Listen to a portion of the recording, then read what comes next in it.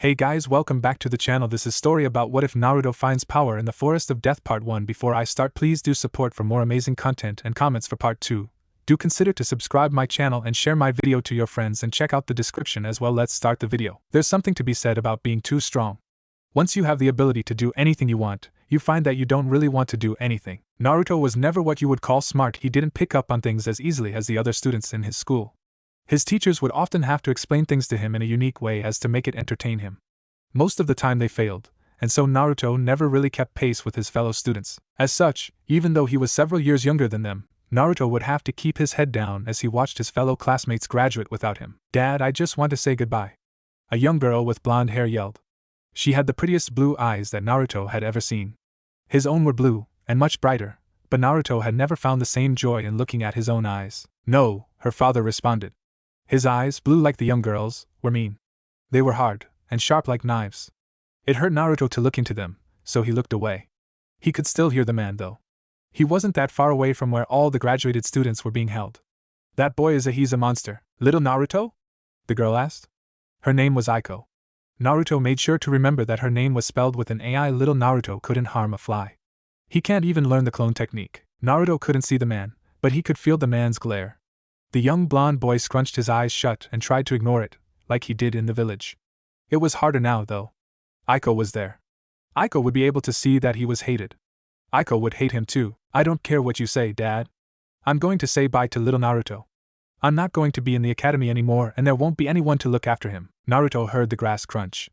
There was a lot of grass in the schoolyard, and the wildest of it grew near the old swing set where the blonde boy currently sat.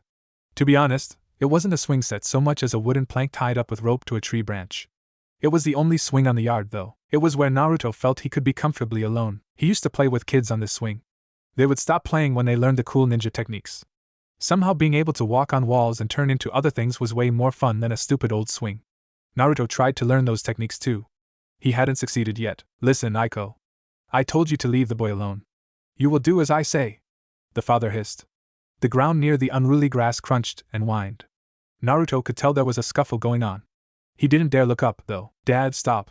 You're hurting me." Naruto's heart hurt. His chest hurt and clenched when he heard Aiko's voice sound so afraid. She was always so happy and cheerful. Was this how she acted with her parents? Were parents like this to their children? "Hey, you leave her alone, you big jerk," a crass voice called out. Naruto recognized that voice. It was Kiba, the biggest boy in their class.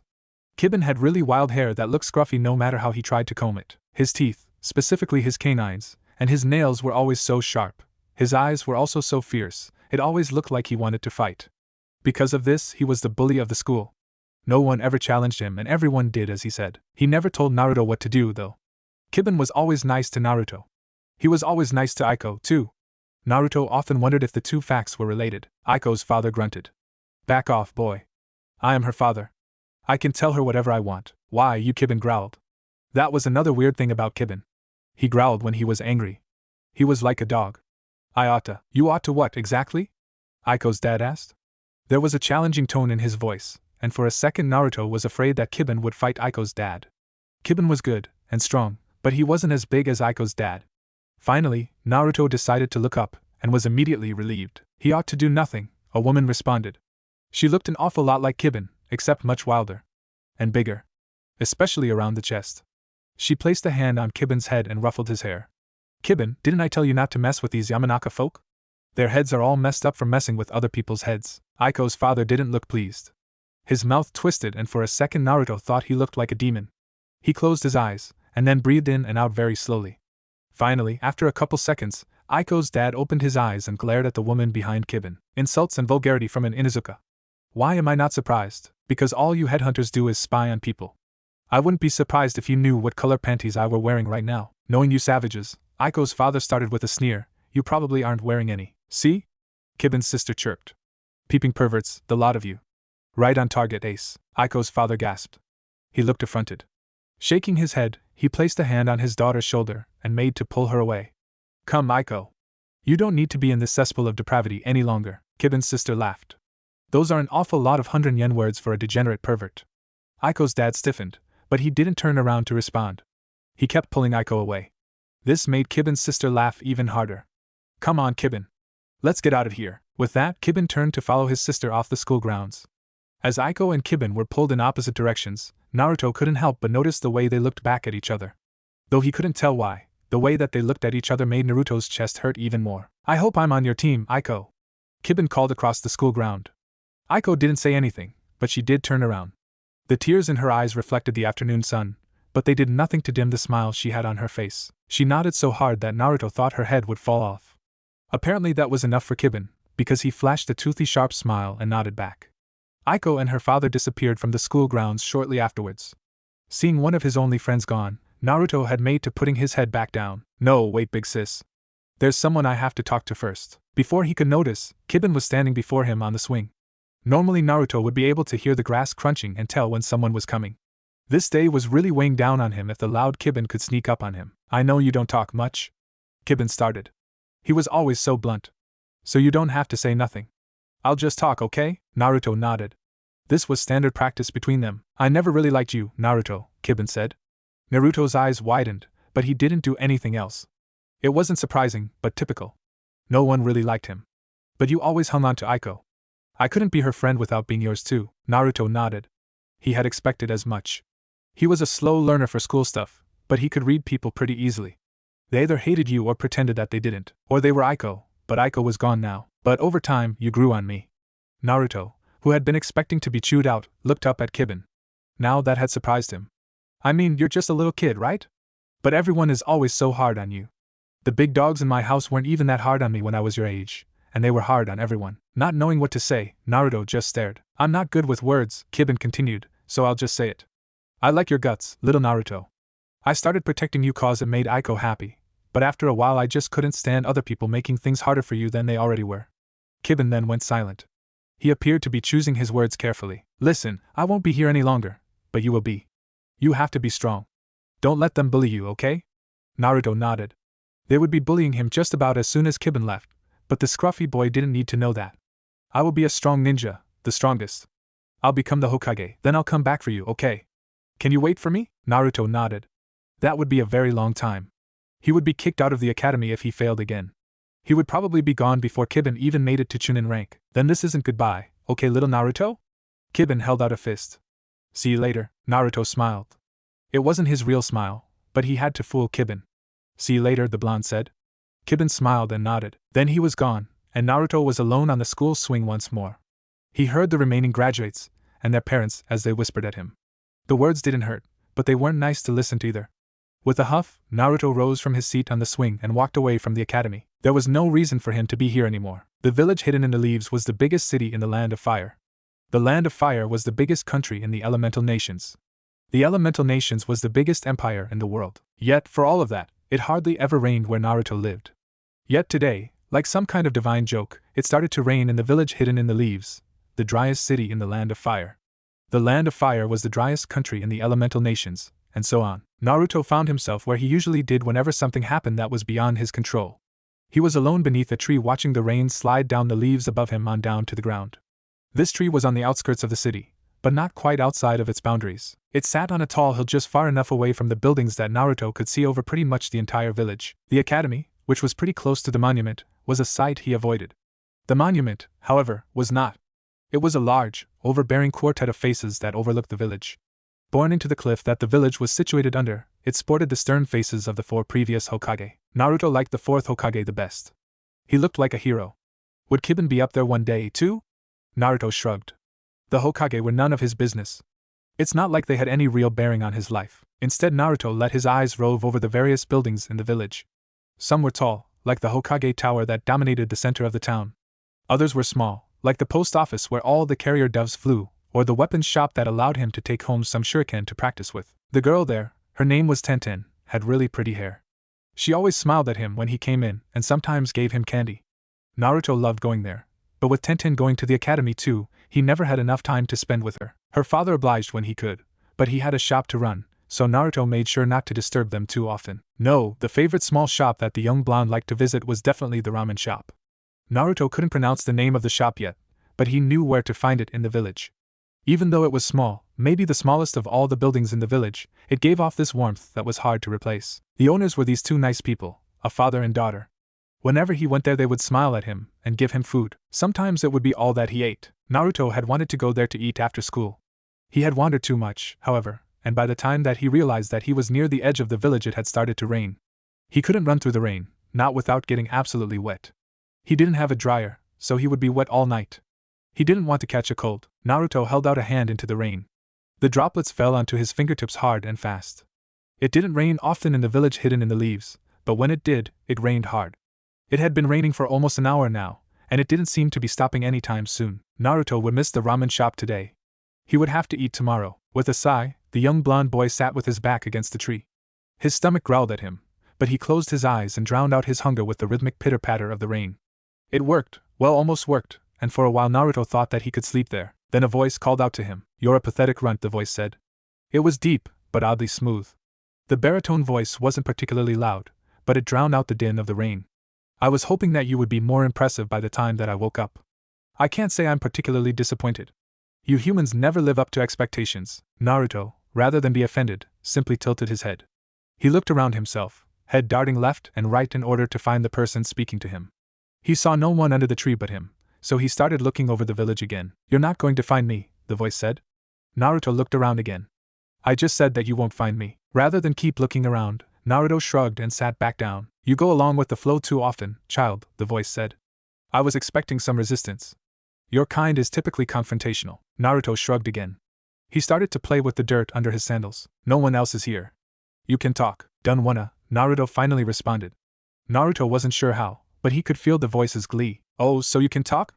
Why don't you wanna?" Naruto, instead of responding again, just shrugged his shoulders. "Killjoy," the voice mumbled. "You'll talk to me eventually." "Maybe," Naruto responded. He waited for a bit, but whoever it was that was talking to him wasn't talking anymore. Had he gone away? Probably.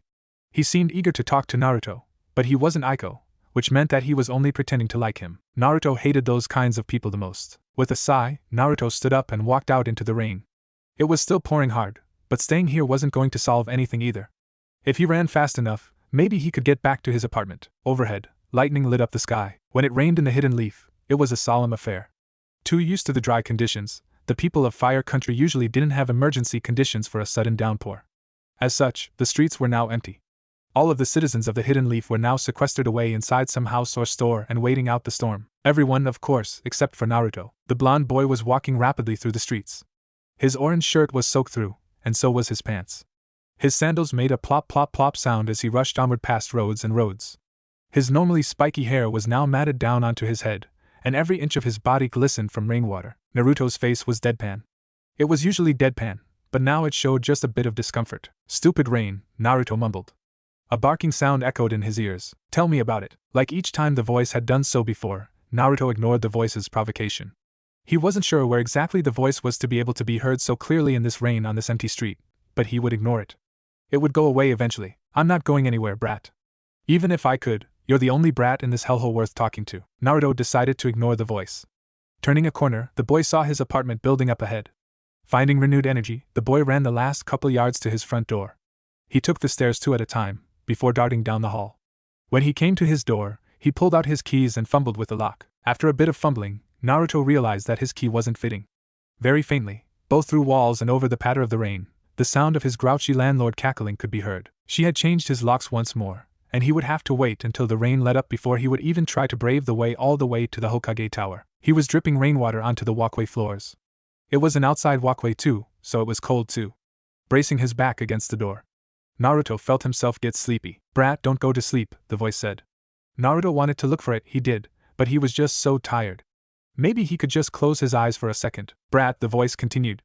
It sounded like it was panicking. "I just told you not to go to sleep. You were out in the rain too long. Can't you feel yourself shivering?" He couldn't. Actually, he couldn't feel anything at all. Except sleepy. He felt extremely sleepy. Against his will his eyes began to droop. "Brat," the voice yelled. "Keep your damn eyes open." Naruto didn't respond, not even with his thoughts. His eyes drifted closed, and he felt the tranquility of sleep wash over his body. Then he felt blinding, overwhelming pain. Naruto screamed as something akin to lava bubbled all over his skin. "I told you to stay awake, brat," the voice said. "Look what you made me do." Naruto could indeed look at what was happening. Some weird, red liquid was bubbling out of his skin. It looked like a combination of some kind of jelly and water. It bubbled every so often, and every inch of it that touched him both burned and stung him. "Force it down, boy," the voice yelled. Naruto didn't know who it was, but he seemed concerned. Wasn't he the one to do this to him? "Don't question things. Just force the chakra back down." "So that's what this is? Chakra? Wasn't chakra supposed to be warm and comforting?" This chakra felt unbearably hot and painful. "Listen, brat, if you don't stop questioning things you're going to die. Just ignore the pain and push the chakra back." "Ignore the pain?" He was 10 years old. "I don't care. Push it back. You can do it." "It hurt." "Not as much as it's going to hurt when you die." "Did things still hurt after death?" "I don't know. Maybe?" "Stop distracting me and push," Naruto screamed. The red chakra was peeling away at his skin. "Okay," the voice pleaded. "Maybe you don't know how to push chakra. I understand. This is your first time experiencing chakra. That's not your fault. I'm going to try something, okay? I want you to pay close attention," Naruto screamed once more. There was a bestial quality to it. "Okay, maybe try to do it through the pain." Naruto grit his teeth. The pain had by now spread over almost his entire body. It stretched over his entire body like a second skin, and soon he was expecting the lava-like chakra to engulf his head as well. Just as it reached his neck, however, it stopped. "Kid," the voice gasped. It sounded to be an immense concentration. "Do you feel that? Do you feel what's happening to the chakra?" Naruto nodded. His throat was raspy from the screaming. "I'm pulling it. I don't have time to explain, but that chakra belongs inside of you." The voice then hesitated. "With me." The chakra belonged inside of him. "Wait, the voice was inside of him? Do you feel me pulling the chakra back in?" Naruto nodded. "I can't pull it back on my own. I'm going to need your help." Naruto nodded again. He could feel the chakra pulling, and he tried to apply the sensation, but in reverse. "That's it," the voice cooed. "I can feel the pull getting easier. Keep it up." Naruto took a deep breath, then tried to latch onto the ethereal feeling of pain. Mentally he tried to will the pain down deeper, to a place under his skin.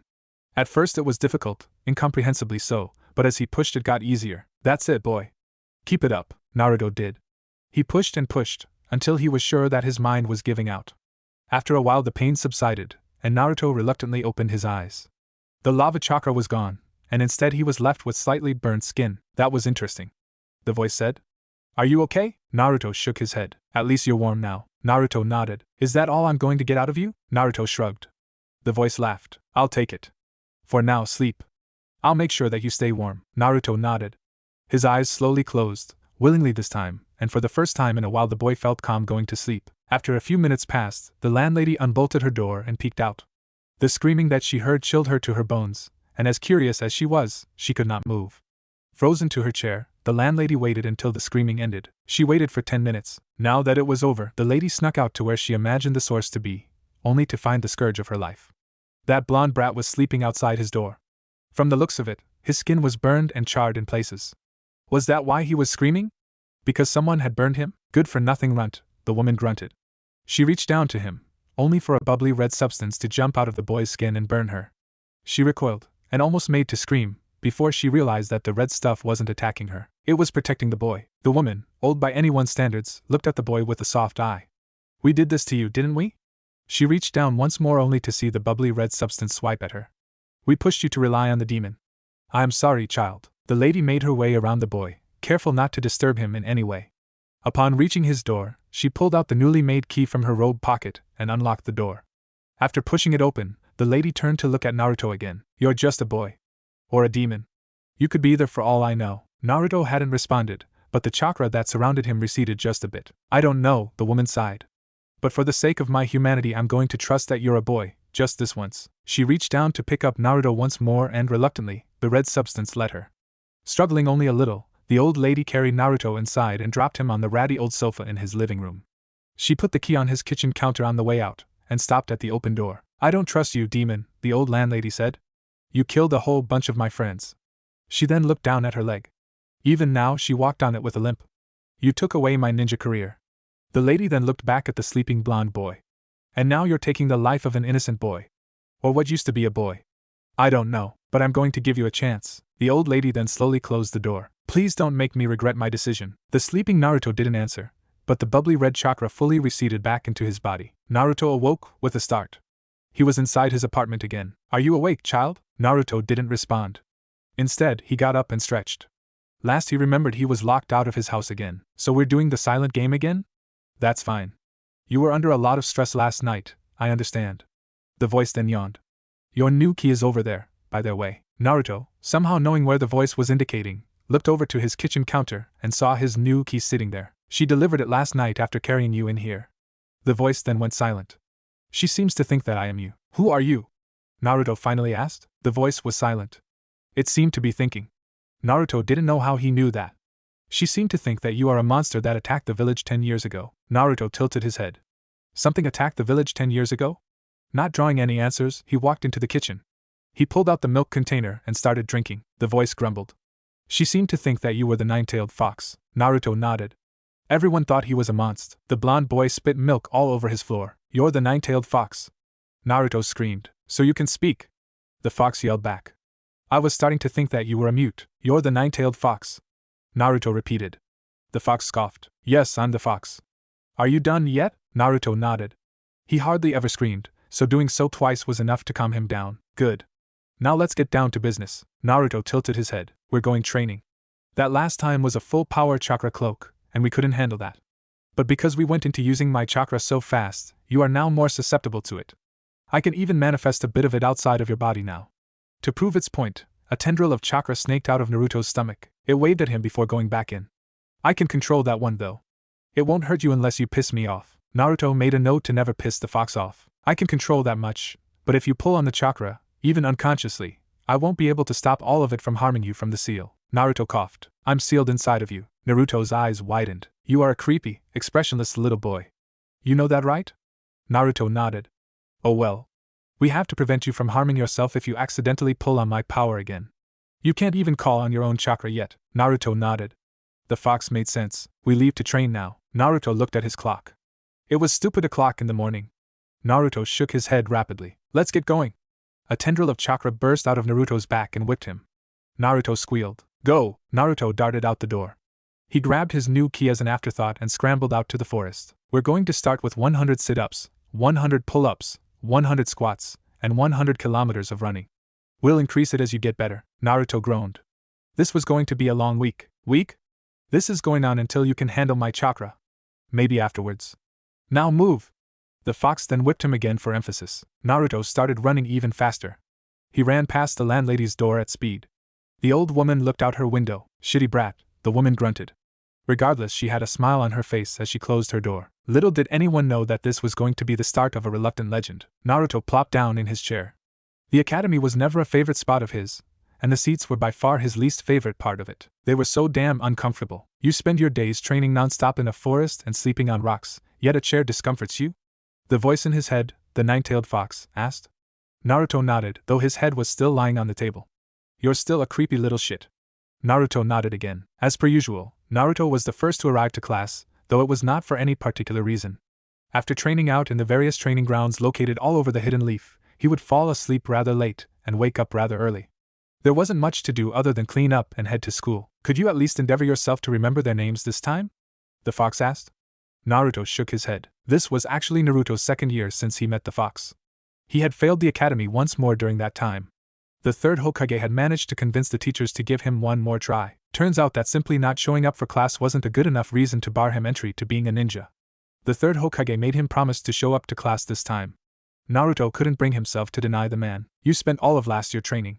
You're more than strong enough now to take care of yourself. Maybe you should focus on making friends. Naruto lifted his head. The classroom was still empty, so the blonde boy had no problems with voicing his opinion. You're a giant beast of pure malevolence. Why do you care if I make friends or not? The fox grunted. It'd be an interesting change of pace. I'd like to see you squirm as you struggle to do the one thing that has always evaded you, successfully socializing with another human being. Naruto shrugged. The kids here are all so boring. How do you know that? The fox asked. You haven't even met them yet. I met the kids last year, Naruto stated. They were super boring. Well, they might not be as bad this year. Just give them a chance. No, Naruto said. He started to pout. There are only two kinds of people in this world, those who hate you, and those who pretend that they don't. Naruto then hesitated. And Aiko. Every time you say that line, you mention this Aiko person. Who is she? The fox asked. None of your business, Naruto responded. He put his head down. The fox scoffed. Whenever the boy got like this, he would stop talking altogether. If it makes you feel any better, the fox started, I'm only a part of the group that hates you. Naruto, despite his best efforts, smiled. The first student strolled in only a half hour after Naruto did. They were still a half hour early for class. Naruto sat in a corner of the room at the back of the class. He was next to a window, so he could enjoy being as far away from public attention as possible. The person chose the seat farthest away from him while still being near the back of the class. After choosing their seat, the person immediately followed suit and plopped their head down on the desk. Naruto recognized this person. Too bad it didn't matter. Shikamaru Nara fell asleep almost as soon as his head hit the table. I remember the Naros. They're cheeky little shits. In the olden days of the clan wars, the Naras were hired almost as much as the Senju and those other people.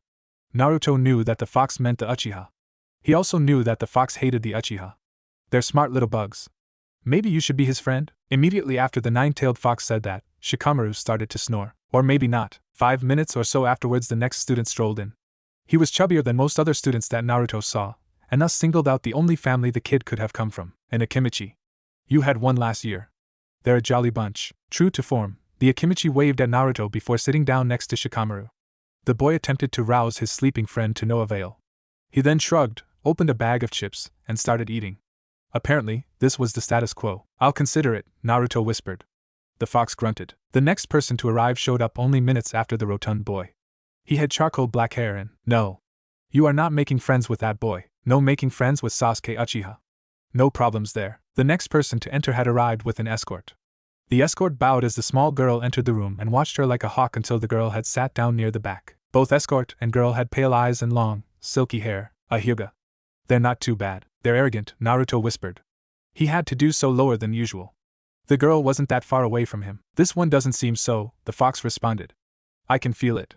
She's kind. Naruto wasn't sure how the fox sensed emotion of all things, but he did.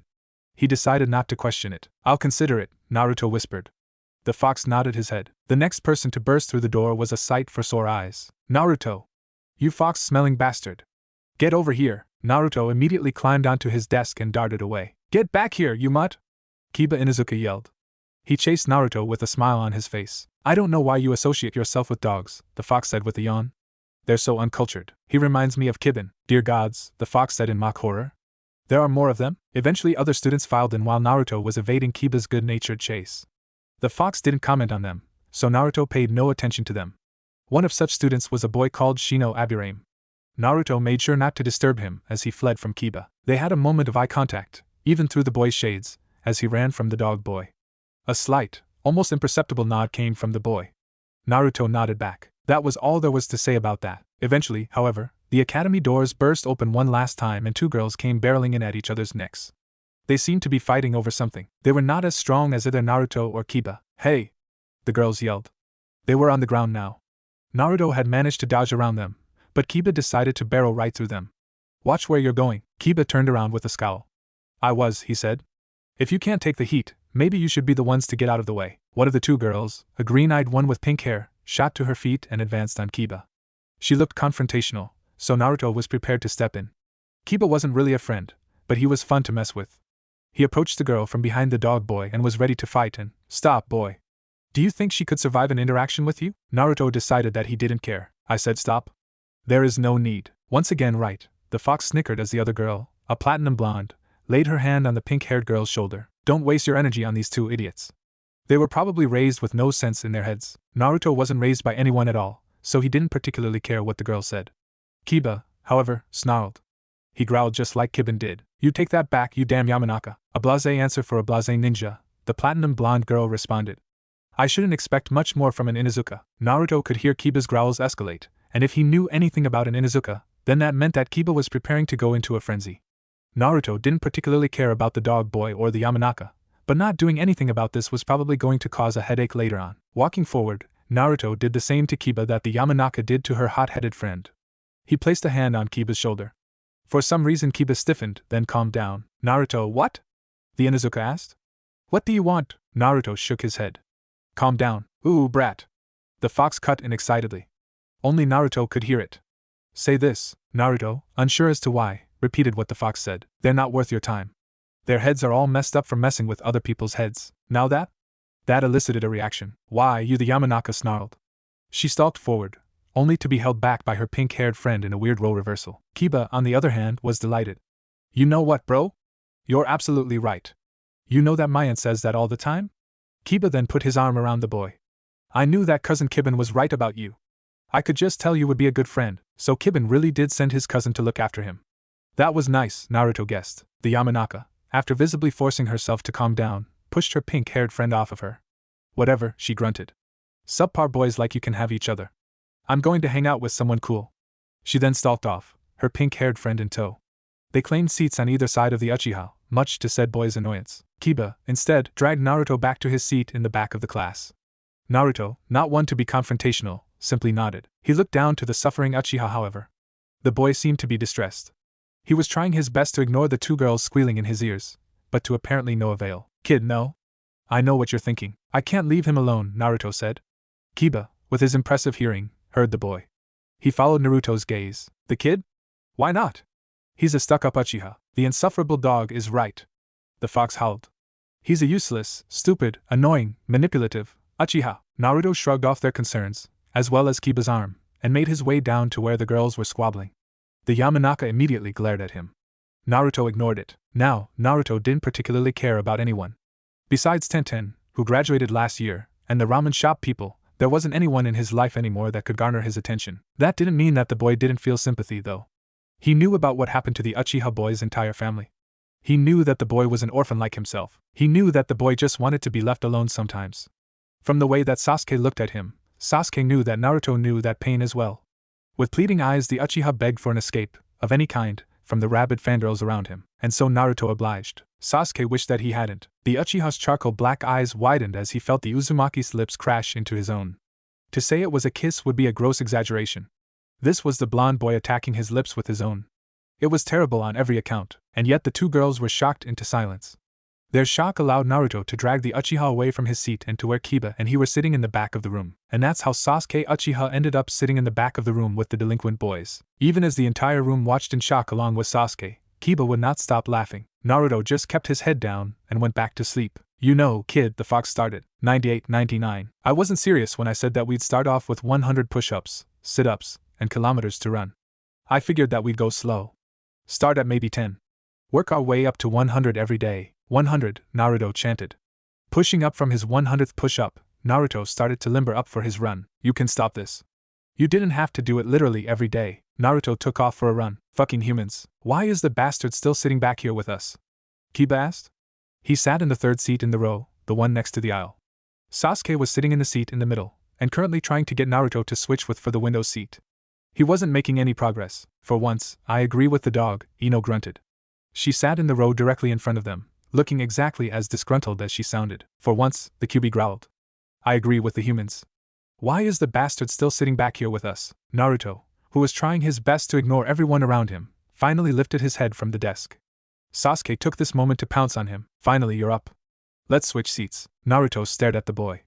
A full minute passed without the boy either saying anything or blinking. Most were unnerved. Sasuke was not. I am an Uchiha. We invented that look. So you can either pay me back for that kiss you stole, or we can have an impassive stare-off. Naruto didn't respond. He just kept staring. Sasuke, used to such things, impassively stared back. No one interrupted them. Not even Irika. They continued for the whole day. Brat, Kyuubi groaned. That's a rock. Naruto nodded. Up, down. No, better yet, that's a boulder. You realize you're lifting a boulder? Naruto nodded again. Up, down. Brat, that's not even part of your training routine. Why are you lifting a boulder? Naruto nodded. It didn't answer the Nine-Tails question. The fox pretended that it did. At least find a bigger one. Naruto nodded.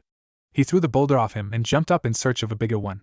The rock went up, up, up. When it finally came back down, it created a crater. Seriously, Kiba grunted. It was physical fitness day and Irika was forcing them through some vigorous drills. They were currently on sit-ups. It wasn't Kiba's strong suit. Why is the bastard still hanging with us? Naruto didn't answer. He was belting through sit-ups several times faster than everyone else. In truth, he was done a while ago, but Irika couldn't find it in himself to stop the boy. I find it, Ino said around gasps of breath. She was still on the push-up portion of the exercise and didn't seem to be finishing anytime soon. Disturbing that we agree so often, Inuzuka. Sakura was even further behind than Ino. She was still on her stretches. Irika wondered how that was possible. Sasuke, who was desperately trying to keep up with Naruto, was panting as well. The blonde bastard needs to pay me back. Sasuke then collapsed back onto the ground. He wasn't near completing even half of what Naruto had. Until he does, he's going to ward off the fangirls. Well, you are going to ward off fangirls, mutt. You keep hanging out with him, though, so he's paying me back through you. Kiba bristled and glared at Sasuke at the end of every sit-up. Then how is he going to pay me back for hanging out with you? Through me, Ino panted. She switched over to sit-ups, but then considered the effort and decided to take a break. The instant he stops hanging out with you and Sasuke, I'm taking that third spot. I thought you hated me, Kiba asked. I do, Ino responded, but Sasuke's coolness outweighs how much you suck. The three ninja fell into a silence. They were in awe of the rock-paper-scissors dynamic that they had somehow naturally fallen into. The silence was broken only by Naruto's now jackhammer speed as he started his squats, and Shikamaru's snoring as he slept just out of view of the teachers. He was behind even Sakura. Naruto had completed his 37th run around the Hidden Leaf Village. It was 5 in the morning. Not a bad start to the day. Yash! A youthful voice called out behind him. Naruto ignored it. Your youthful spirit is invigorating, young Naruto. The green beast of the Hidden Leaf ran up to Naruto and lifted him in the air. The man was wearing an all-green jumpsuit that hugged every perfectly sculpted muscle in his body. Naruto thought he looked cool. The Nine Tails gagged. I did not invest so much time and effort into you just for you to disappoint me like this. You are not wearing that monstrosity. Naruto considered asking for a leotard. Damn it, boy, you are not wearing that. Naruto snickered. Insufferable human. I have seen you bearing your youth around the outskirts of the village and I am impressed, young Naruto. The green beat, my guy, yelled. Naruto wasn't entirely sure why, but that sentence seemed dirty. If I cannot match your youth, then I will do 1,000 push-ups with boulders attached to my legs, Naruto gasped. That actually didn't sound like too bad of an idea. Human, no? Sasuke smirked. It was a wicked smile, born of literally months of trying to prove himself. Finally, I have something that I can beat you in. In the Uchiha's hand was a throwing knife. The boy tossed it in the air, letting it flip blade over handle, before catching it and doing it again. Naruto shrugged. He picked up the dull throwing knife that was placed before him and looked at the target dummy. It was a crude straw man with a target over its torso. With a shrug, Naruto flicked his wrist. His knife fell short halfway to the dummy. Sasuke's smirk widened. Ha! You throw it like this. Sasuke then flicked his wrist much harder. The knife flew straight and true, before embedding itself dead center of the target. Sasuke turned, wide-eyed and victorious, to his blonde rival.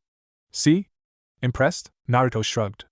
After months of hanging out with the boy, Sasuke translated the action as a resounding yes. Sasuke was understandably ecstatic. Iruka, however, was not.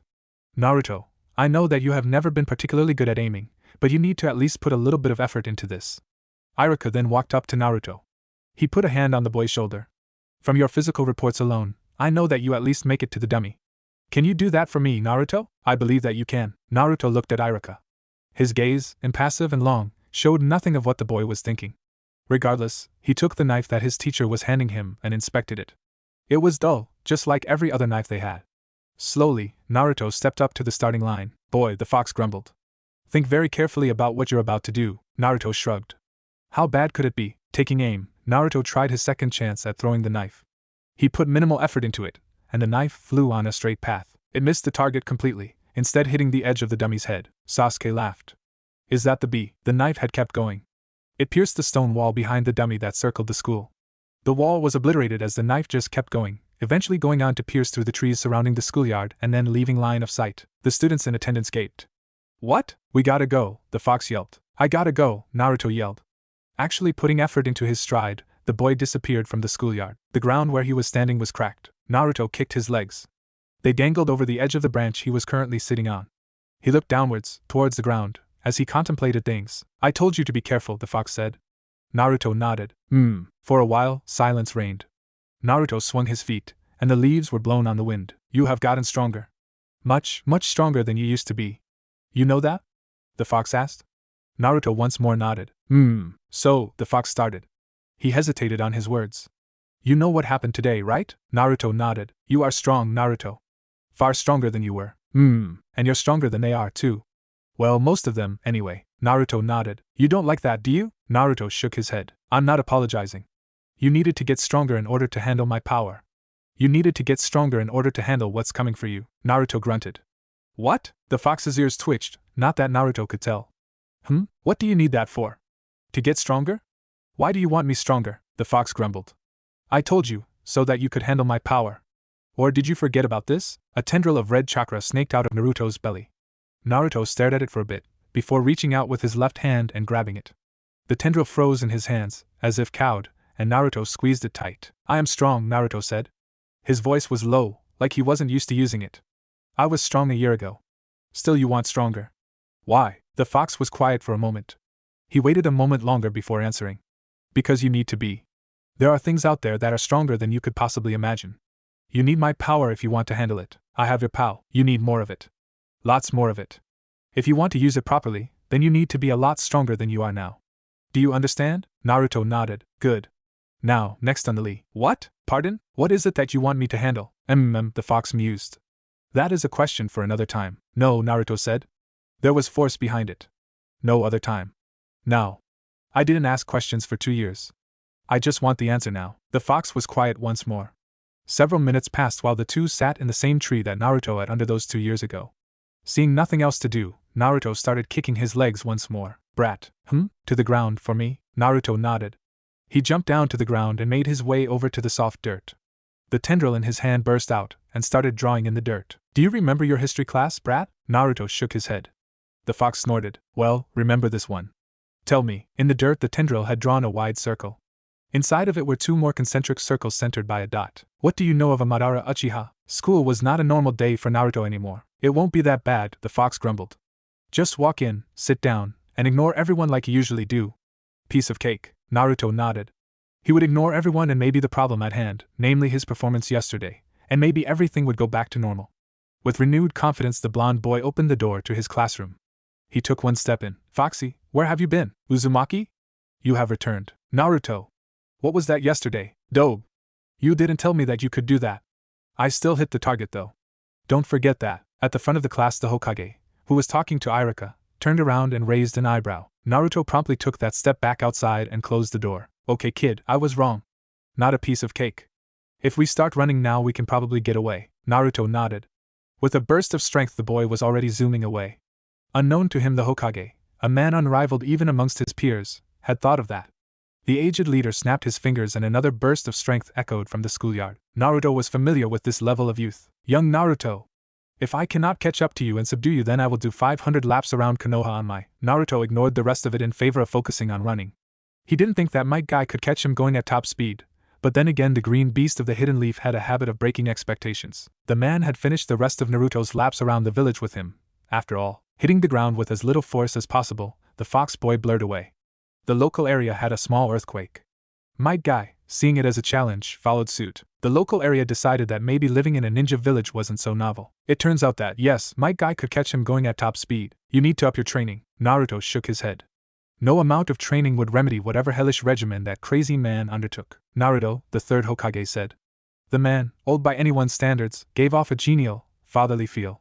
All of the younger generation of ninja, and even some civilians, couldn't help but feel at ease when talking to the senior ninja. All of the older ninjas knew that he was a senior ninja for a reason. You didn't survive until you had wrinkles in this profession unless you were doing something horrifically right. Hiruzen Sarutobi was good at what he did.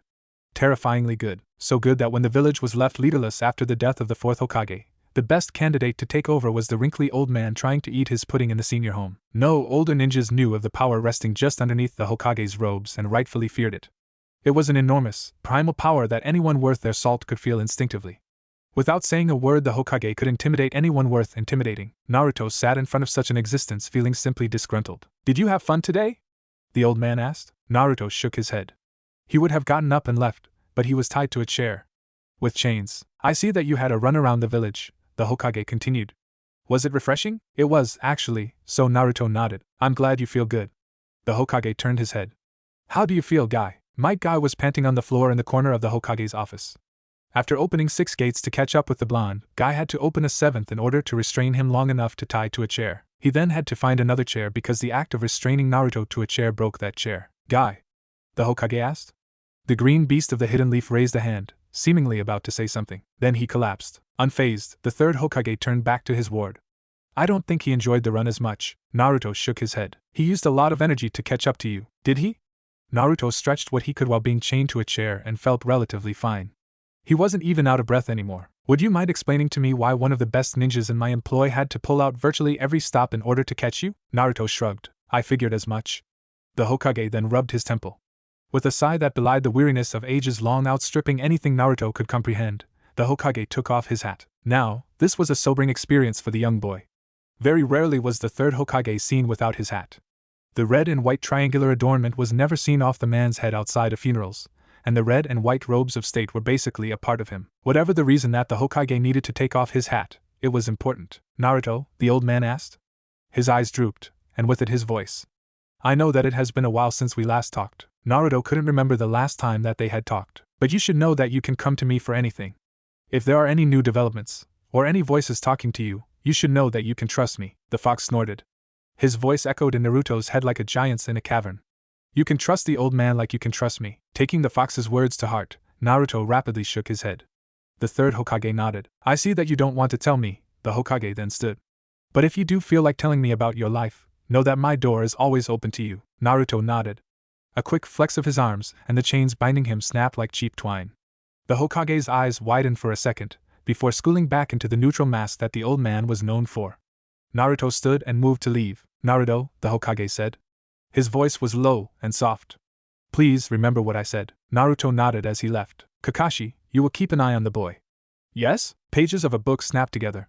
A lazy eye rose to meet the aged leader. Of course, Lord Hokage. Naruto held his pen loosely. The test in front of him made absolutely no sense to him. I told you to pay attention in class. Naruto ignored the fox in his head. Instead, he tried to recall the many things that he zoned out while in Irika's class over the past year. He failed. The words looked foreign on the page, even though he could read them perfectly. The fox sighed, the action akin to a rushing gale. The answer to the first question is katan.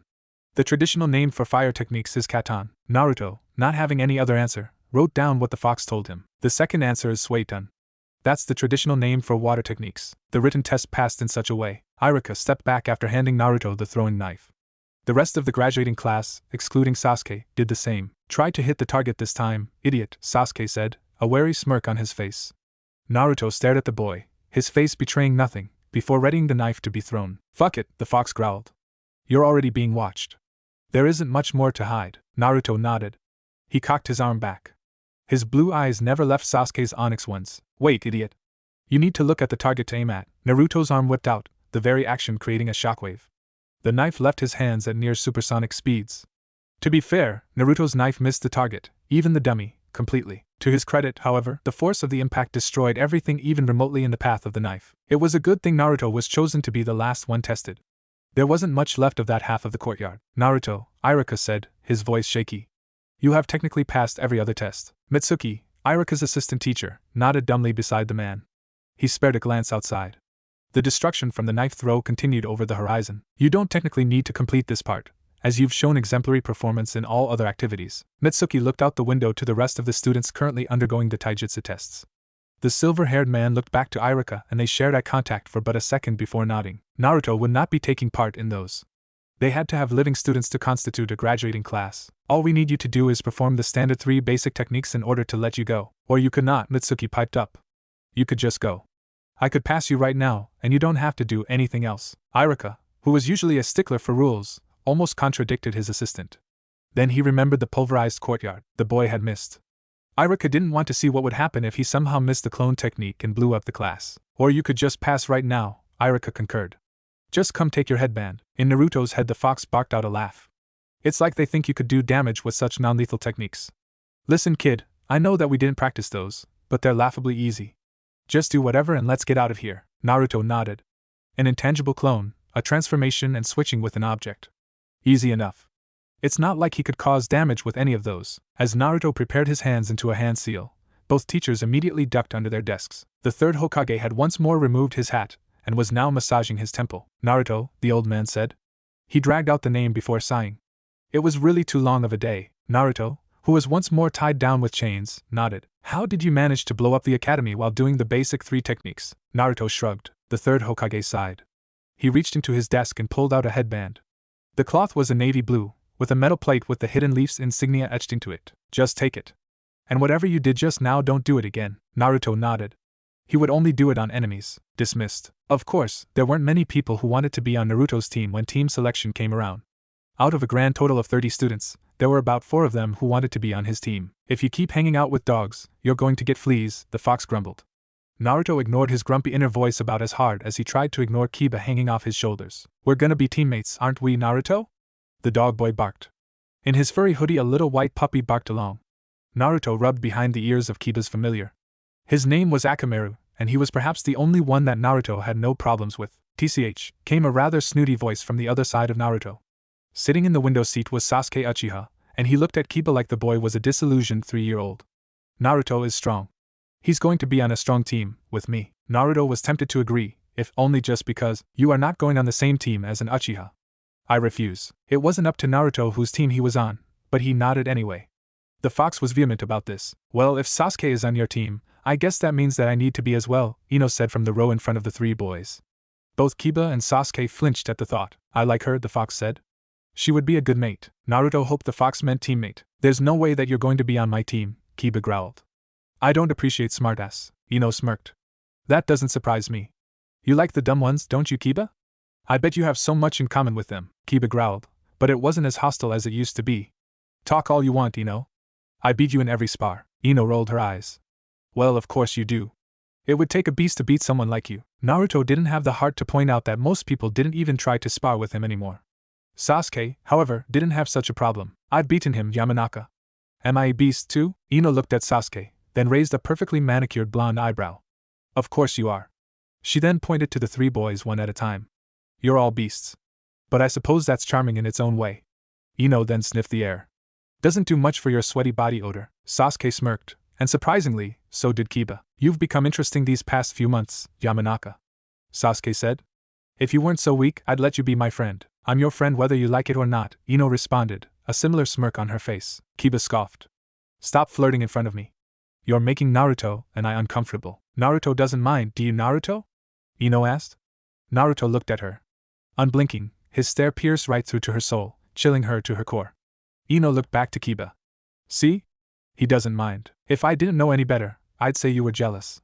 Does the little Inuzuka want to date his little Yamanaka friend? Kiba, rather than take the bait, simply smirked. I'm going to miss you two bastards. Come see Naruto and me when we're put on the same team. I'm sure we'll have fun beating you silly. Sasuke actually smiled, a real, genuine smile, and continued looking out the window. Yeah, Naruto and I will visit your team eventually. We'll even let you try to catch up if you're too far behind us. Ino, noticing that Iruka was done setting up, turned back to the front. I'm not sure why you two think you'll be alone on Naruto's team. I'm getting him and one of you. At this point, I don't care which one it is. I just feel bad for the one left off. And like that, the class went silent as their head teacher, Iruka, read off the teams. Sakura, who was sitting next to her best friend, just rolled her eyes. Those 4 were interesting, but she was glad to be away from their insanity. Team 1, Iruka started. Mina Horimizaki. Hey Naruto, Kiba whispered. Naruto turned his stare to the dog boy. This is for you. I was told to pass it to you. Naruto nodded. When he took the paper, he quickly unrolled it to reveal a single sentence written in almost neurotically clean handwriting. I hope I'm on your team. Well, that couldn't be anyone else. Naruto leaned forward to look at the class Hyuga. The normally shy girl waved at him. He waved back. Her. I really like her. Naruto nodded. Well, with so many prospective classmates, there was little chance that he would be on absolutely none of their teams. He was on absolutely none of their teams. How? Ino screamed, her hands pounding the table in protest. How is he not on anyone's team? We had exactly the amount of people needed to fill a roster of 3-man teams. How is Naruto not on any of ours? Iruka, feeling sheepish, had the decency to meet his students' eyes. We had an emergency addition to our class over the past couple of weeks. He had to fill the roster as well, and it was decided that he would fit a team better than Naruto would. Kiba looked to be on the verge of breaking. His sharp nails gouged lines into the wooden desk, and his teeth ground into each other so hard that others could hear it. There was a low growl emanating from either him or his equally upset puppy, and Naruto couldn't tell which. Naruto has been with us for the whole year. He has better chemistry with us than any new kid possibly could. When did we even get a new kid? Iruka directed his attention away from the dog boy to a different corner of the room. Sure enough, in the 3rd seat in the row with Choji and Shikamaru sat another boy. His skin was pale, almost impossibly so, to the point that it was almost as white as snow. Hello, the boy said. He raised his hand and waved it. He attempted to smile, but the action was at best a cheap imitation of a smile. I am Sai. It is nice to meet you. Kiba stared at the boy, his mouth agape and his eyes unfocused. He tried to take in the boy but failed, having gained absolutely no impression whatsoever. Instead, Kiba turned back to the teacher. He raised an arm and gestured at the boy. That. You want that to be on a team over Naruto? You think that we can form any cohesion with an emotionless husk of a child like that? To his credit, Sai didn't react to the insult. Instead, the boy smiled again. The action creeped several of the onlooking students. Iruka just tilted his head. You got along with Naruto? The man asked. Like biscuits and gravy, Kiba responded. Then this should be much of the same. Coincidentally, Naruto took this time to acknowledge Sai. The pale boy met Naruto's gaze and the two stared at each other. Neither blinked for a whole minute before, somehow, they both came to some sort of unspoken agreement and turned away. The class shared a collective shudder. Kiba sat down. His eyes were still fierce as he laid his head down, burying his face in his arms as he did so. This isn't over yet, he grumbled. Now, is everyone done? Iruka asked. No one responded. Great. Everyone, you will be staying here waiting for your sensei. Naruto? You will be coming with me. Seeing no reason to resist, the boy stood up and walked towards his teacher. Iruka nodded, then opened the classroom door. Sparing one glance over his shoulder, the blonde boy blinked before closing his door on his almost friends. Naruto, the third Hokage, said. He had his hands steepled before him as he looked over the boy he was quickly becoming wary of. I'm sure that you are wondering why you are here today, Naruto shrugged. He didn't particularly care why he was here. Not being chained down before the old man was a nice change to the usual routine, though, so Naruto obliged the man. I'm sure that you're confused as to why you weren't placed on a team. The Hokage shouldered through the boy's silence. The third was long used to Naruto's lack of speech. The answer is a bit unorthodox. Even we weren't prepared for the decision. Naruto nodded, showing that he was listening. The Hokage took a deep breath before answering. When he did, his eyes were softer, but no less guilty. You are too strong. I could have told you as much, the fox grumbled. You were able to outpace and even overpower one of my physically strongest ninja. Are you ready to tell me how this came to be? Naruto shook his head. I figured as much, the Hokage sighed. He then reached over and retrieved a small manila file. He thumbed through a few pages before landing on a page and pulling it out. The Hokage made to examine it for a bit, before turning it to Naruto. The page had a picture on it of a destroyed landscape. Have you ever seen this before, Naruto? Naruto looked at the picture and affirmed that he had in fact not seen that place before in his life. Of course not. The Hokage replaced the picture in the folder and sat back in his chair. That is the crater where your most recent attempt at tossing kunai ended. Somewhere, far under the ground, your kunai has most likely shattered on the bedrock. Before this picture was a crater, however, the Hokage leaned forward, his face grim. That was a rather bustling hub for the local wildlife. It was well forested and densely populated. Now it is a crater. The Hokage then reached to remove his hat.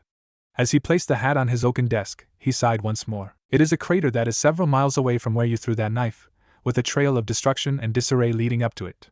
Do you have an explanation for that, Naruto? You throw very hard, the fox supplied. I throw very hard, Naruto parroted. The Hokage obviously wasn't accepting that as an answer. Is that all? Did you use a special technique? Any chakra? The Hokage then paused, and then said his next words very carefully. Do you use any special chakra? No, Naruto answered, his voice soft. I use my muscles. No one can throw that hard with just their muscles, the Hokage responded. His wrinkled face seemed to crease even more as he tried to explain what seemed like perfect knowledge to a yet not understanding boy. Naruto tilted his head, apparently lost. The Hokage rubbed his temple. We're putting you on a team by yourself. At Naruto's even more confused face, the old man continued. You are obviously much more powerful than you should be, so we can't place you on any team without upsetting the scales. Instead, we're making it so that you're on a need-to-have basis. Effective immediately, you're essentially a freelance ninja. Naruto nodded. The Hokage knew that he hadn't understood. You're a ninja, okay? The old man recited. But think of it as more of a hobby. You're a hero for hobby, okay? You know, the old landlady chirped.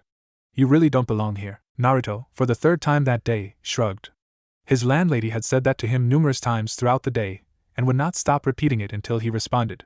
Instead of dignifying a conversation, the boy shrugged and got back to doing his job for the day, cleaning the gutters of his own apartment building. I don't mean here, the lady said, gesturing to the apartment building. I mean here, as in doing this. You're far too skilled. You're more than overqualified. Once again Naruto shrugged. Using a new technique his Jonin teacher of the week taught him, Naruto coated his hand with chakra. A thin film of the stuff coated his hand, and Naruto attempted to use the now gloved appendage to sweep the gunk out of the gutters. As soon as he tried, however, he lost focus. The light coating of spiritual and physical energy dissipated from his hand, leaving him to touch the mud and leaves with his bare skin. EW, Naruto said. His face scrunched up as the landlady smiled. I knew you could talk, she said, her mirth evident from the chuckle that escaped her lips. You should do it more often. You're far too young to have run out of words. Naruto considered shrugging once more but thought better of it. Instead he wiped the gunk off his hand and onto his pants. He leaned back from his perch on the wall and stared at his neighbor. No, the old lady chuckled. And why not? Because, Naruto said, his voice soft and barely audible. Only years of listening for the slightest noise allowed the retired ninja to hear the boy. I don't want to. Ah, the landlady said, an air of knowing in her voice. Then what do you want to do? Naruto seemed to take a moment. The chakra, which he had tried to reapply, dissipated from his hand once more as the boy seemingly stared off into the distance. After a while the boy seemed to snap out of his reverie with a shake of his head. He leaned back from the wall again and stared at his landlady. "I want to get stronger." The landlady lost her smirk almost immediately. With a hum, the old ninja hobbled back into her house and retrieved a white envelope. With a huff, she tossed it out into the open air and watched as the boy detached himself from the building wall to chase after it. With all the grace of a brick, the boy shot through the air and caught the envelope, before falling to the ground and landing unharmed. "There's the payment for the D-ranked mission, brat." The landlady leaned on her windowsill as she stared imperiously down at the orange-wearing boy. "It'll get split when you report in, but I ask that you get a good cut. I know the old monkey. He'll give you some spending money." Naruto, instead of thanking her, simply looked back to the gutters. The landlady huffed. "Don't worry about that. I sent in the mission as an excuse to talk to you anyway. If I wanted the gutters cleaned, they'd be clean." Naruto raised a perfectly blonde eyebrow in response. The landlady rolled her eyes. She ran through hand seals faster than Naruto could discern. Earth technique, cleaning out the gutters. Immediately all of the gunk in the gutters jumped out and floated as if possessed. Naruto would have whistled at the feat, if not for the mischievous grin on the old lady's face. "Get going, boy," the landlady grunted. As if those words were the command, the gunk seemed to tense, before flying at the blonde boy. Naruto dodged the first volley easily enough, but the next came in increasing speed. Before long, Naruto had to flee, the gunk following him as if on a mission. The landlady looked after the boy wistfully. Once he was effectively out of her sight, the old lady turned and hobbled back into her room. "So you're looking to get stronger, brat?" The landlady rubbed at her bad leg, a habit that was almost instinctual at this point. "Don't we all?" Naruto stepped into the room of the Hokage, his bright blue eyes taking in everything around him.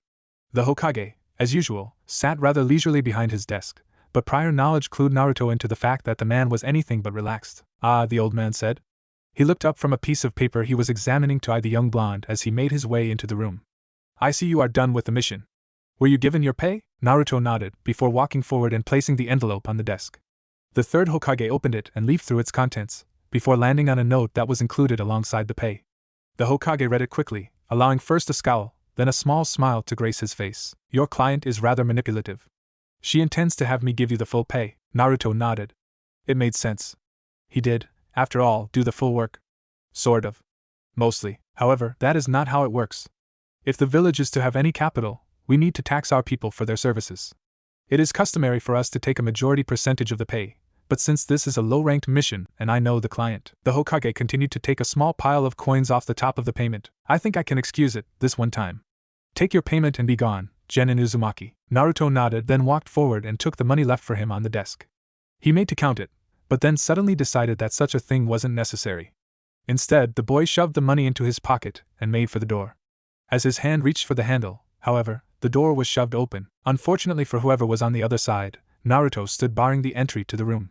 The door stopped immediately upon hitting Naruto, even it knowing an unstoppable force when needing it. Naruto stood unperturbed by the occurrence, even though whoever it was on the other side very clearly collapsed from the unexpected run-in with a suddenly immovable door. The blonde looked around, uncertain of what he had to do, and eventually let his eyes fall on his leader. The Hokage sighed. "Just let whoever that is in." Naruto nodded and stepped to the side. The door, warily this time, opened and allowed in a rather disheveled Chunin. "What the hell was that?" the boy, just barely into his teens, mumbled. He shook off his disorientation soon enough and looked to his leader.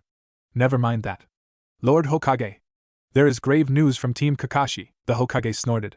"Don't you mean Team 7? He insisted that I call it otherwise, sir." "Very well," the Hokage allowed, knowing that while Kakashi was childish, the man was also stubborn and easily one of the best soldiers at his command. He would allow such frivolity.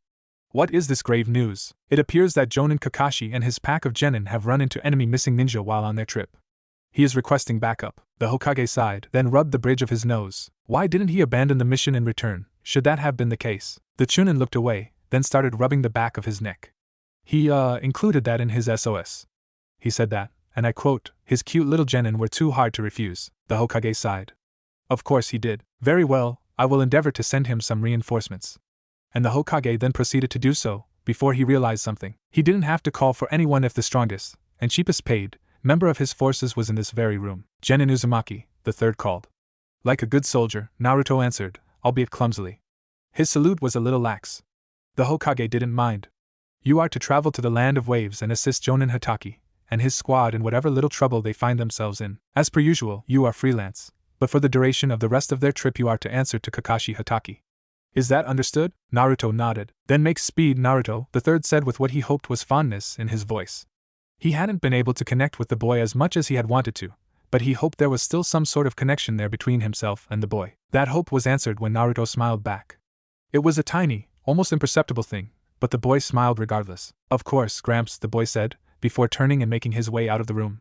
He was gone before long, leaving the Hokage alone in his office with the confused Chunin who had notified him, and really far too much paperwork. The Hokage was prepared to dismiss the boy and go about his work again when a small quake from outside the tower he resided in interrupted that. What the Chunin asked? The third held up a hand. That was Naruto, the elder said, his voice weary.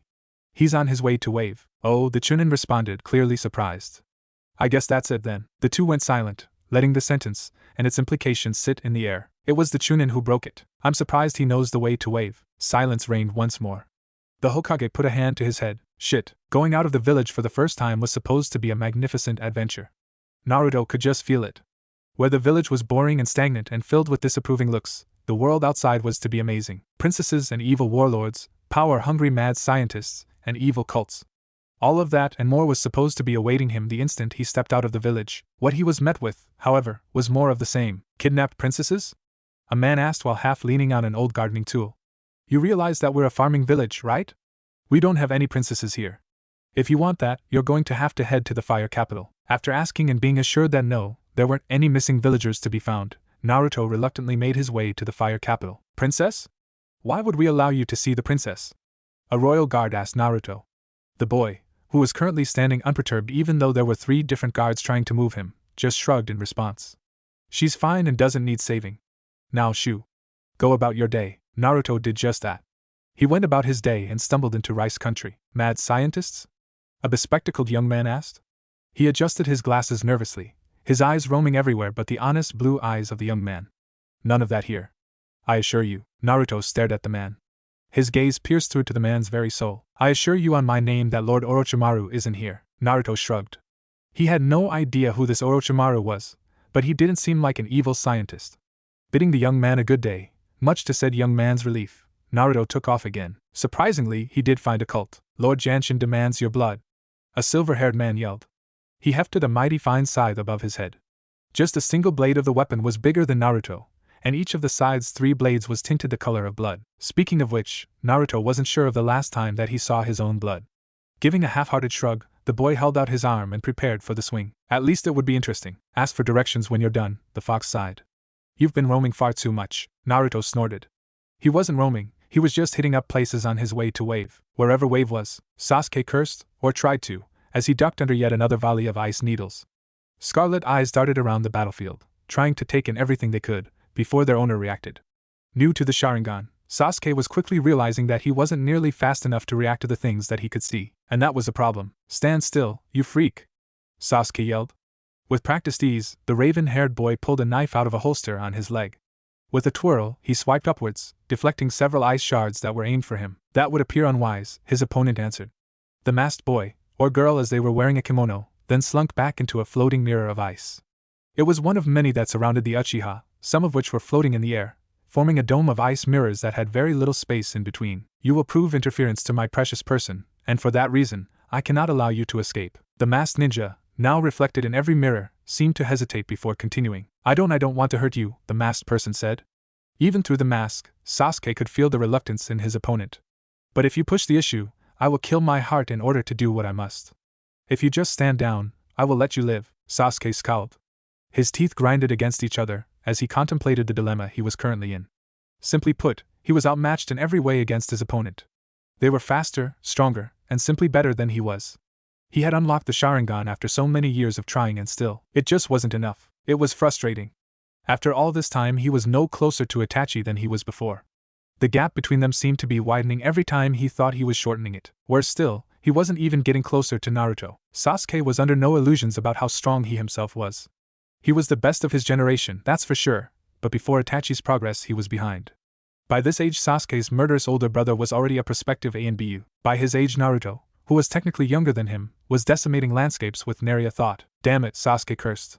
His empty hand twitched, and briefly he contemplated reaching for a second knife. I wouldn't recommend it, the masked ninja said, their voice echoing around the area through the multiple mirrors.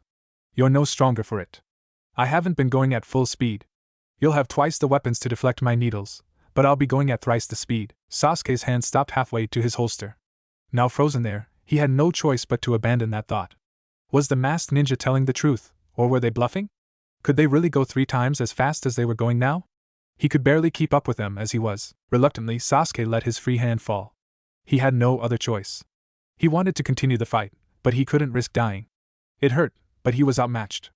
To lose here would mean his pride, and that was all he had left. But he couldn't avenge his clan if he were dead. Damn it, Sasuke cursed. His fist clenched around the knife in his hand. Damn it, damn it, damn it, it was so frustrating. He burned and he bled and he freaking cried to get where he was now. He did everything he could, and still it wasn't enough. There were others out there who were simply stronger than him. Some of those people were his own age. If only he was stronger. If only he were faster. This masked ninja would be a piece of cake if he had been faster. Was he not training hard enough? Was that it? That had to be it. Before, his goal of revenge was enough to keep him going. But he hadn't seen Itachi in years. His rage was still burning, but it was muted now. Colder. Some far-off dream that could be accomplished whenever. No, Sasuke remembered when he trained his heart out. Sasuke remembered when he had a tangible rival egging him on from beside him. Kiba Inuzuka was crass, and a bit of a jerk, but he always pushed himself to keep up with Sasuke. Whether it was out of sheer stubbornness or a desire to prove himself, Kiba was a worthy rival that Sasuke had to work to keep ahead of. Sasuke remembered when he had support of someone whose opinion mattered. Ino Yamanaka was a worthy ninja. She wasn't physically as strong as he or Kiba, but where she lacked in power, she made up in skill. And she fawned over him. Sure, she did it with a scathing tongue and condescending eyes, but that was what he needed. Acceptance without blind adoration. Sasuke remembered the pillar that showed him what was possible. Naruto was a bastion of hope for the young Uchiha. He was power incarnate. He was silent acceptance. He was an enduring rival to pursue. They were all friends. They were all taken away from him as he was put on a team with the silent boy and the pink-haired one. Damn it, Sasuke cursed again, his prized eyes closing in an attempt to stave off his frustration. Damn it all. Where are you guys when I need you? If only he had them. I can't get what I want like this. Is this as far as I go? If only he were stronger. Damn it, where are you guys? If only he were faster. Damn it, Sasuke choked out. Where are you, Naruto? This was where Sasuke had decided. Dying here was better than never being able to face his brother.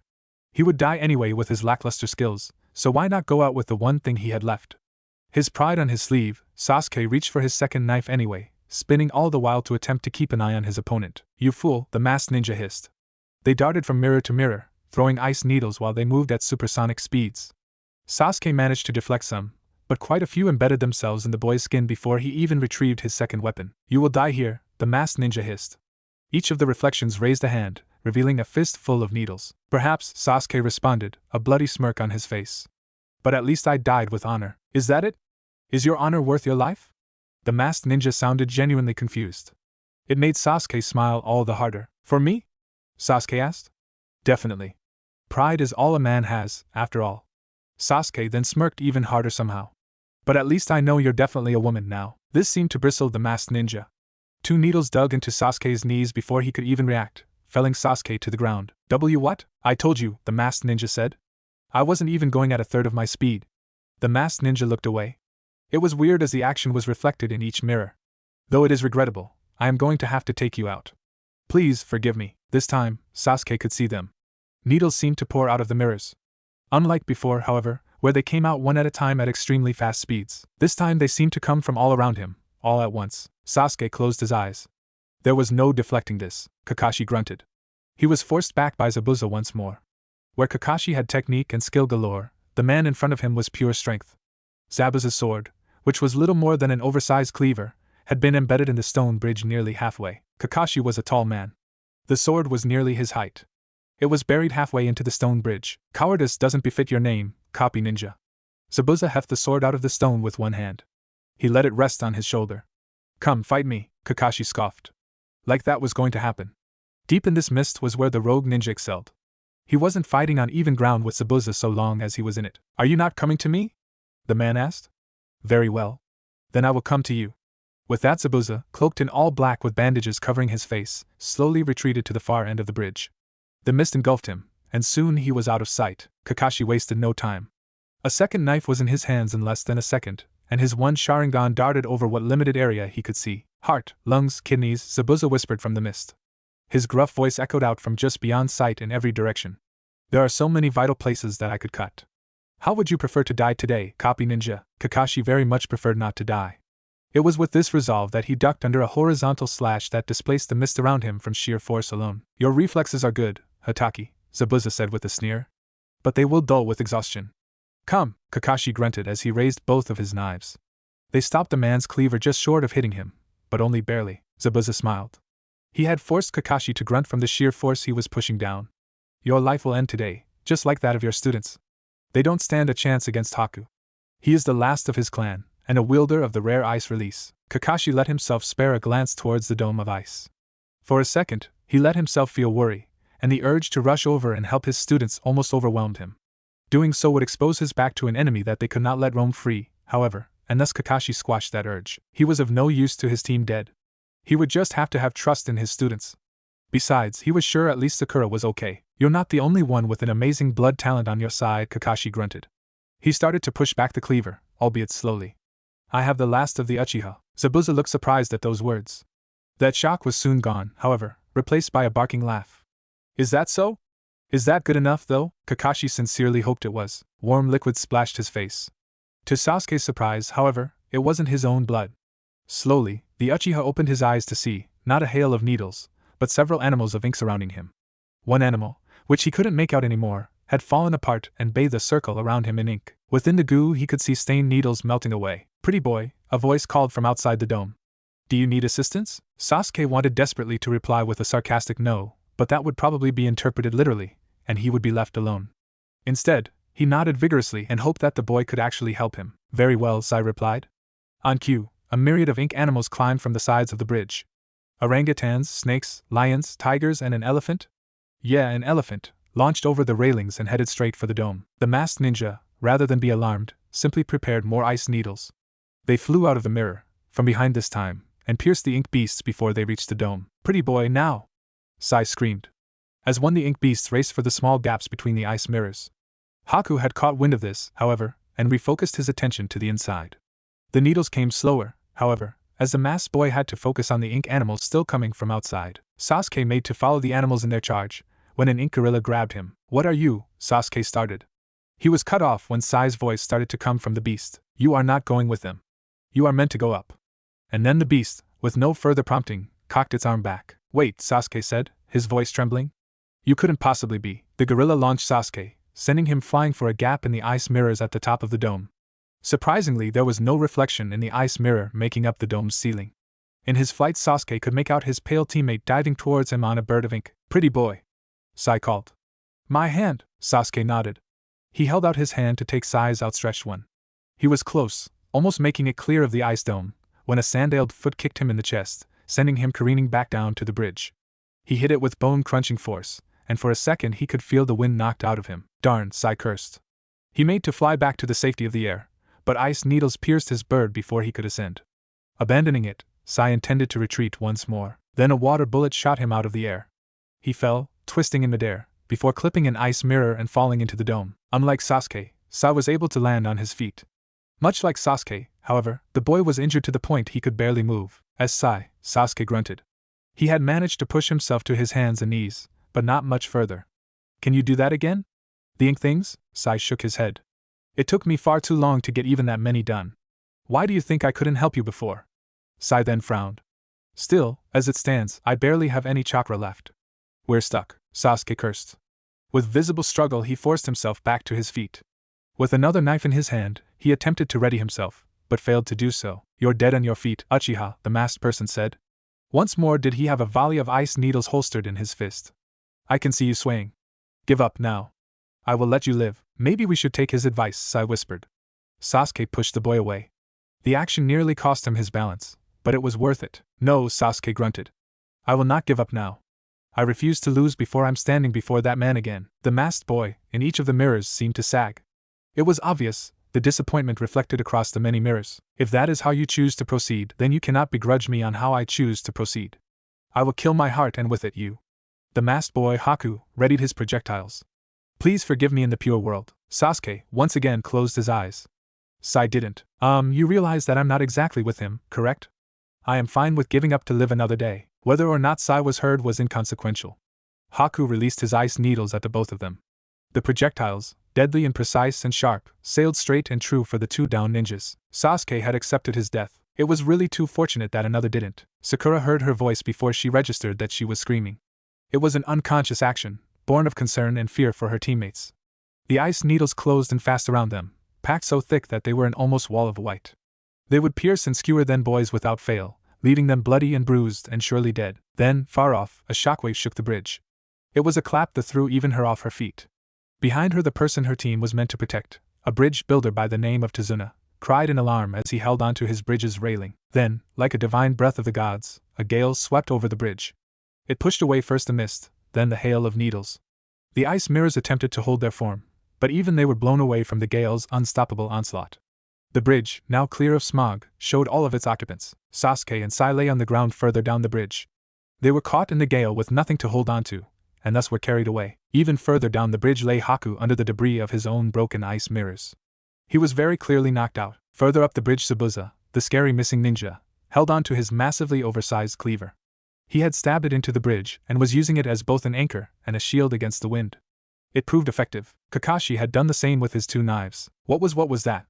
Tazuna asked. Sakura didn't know.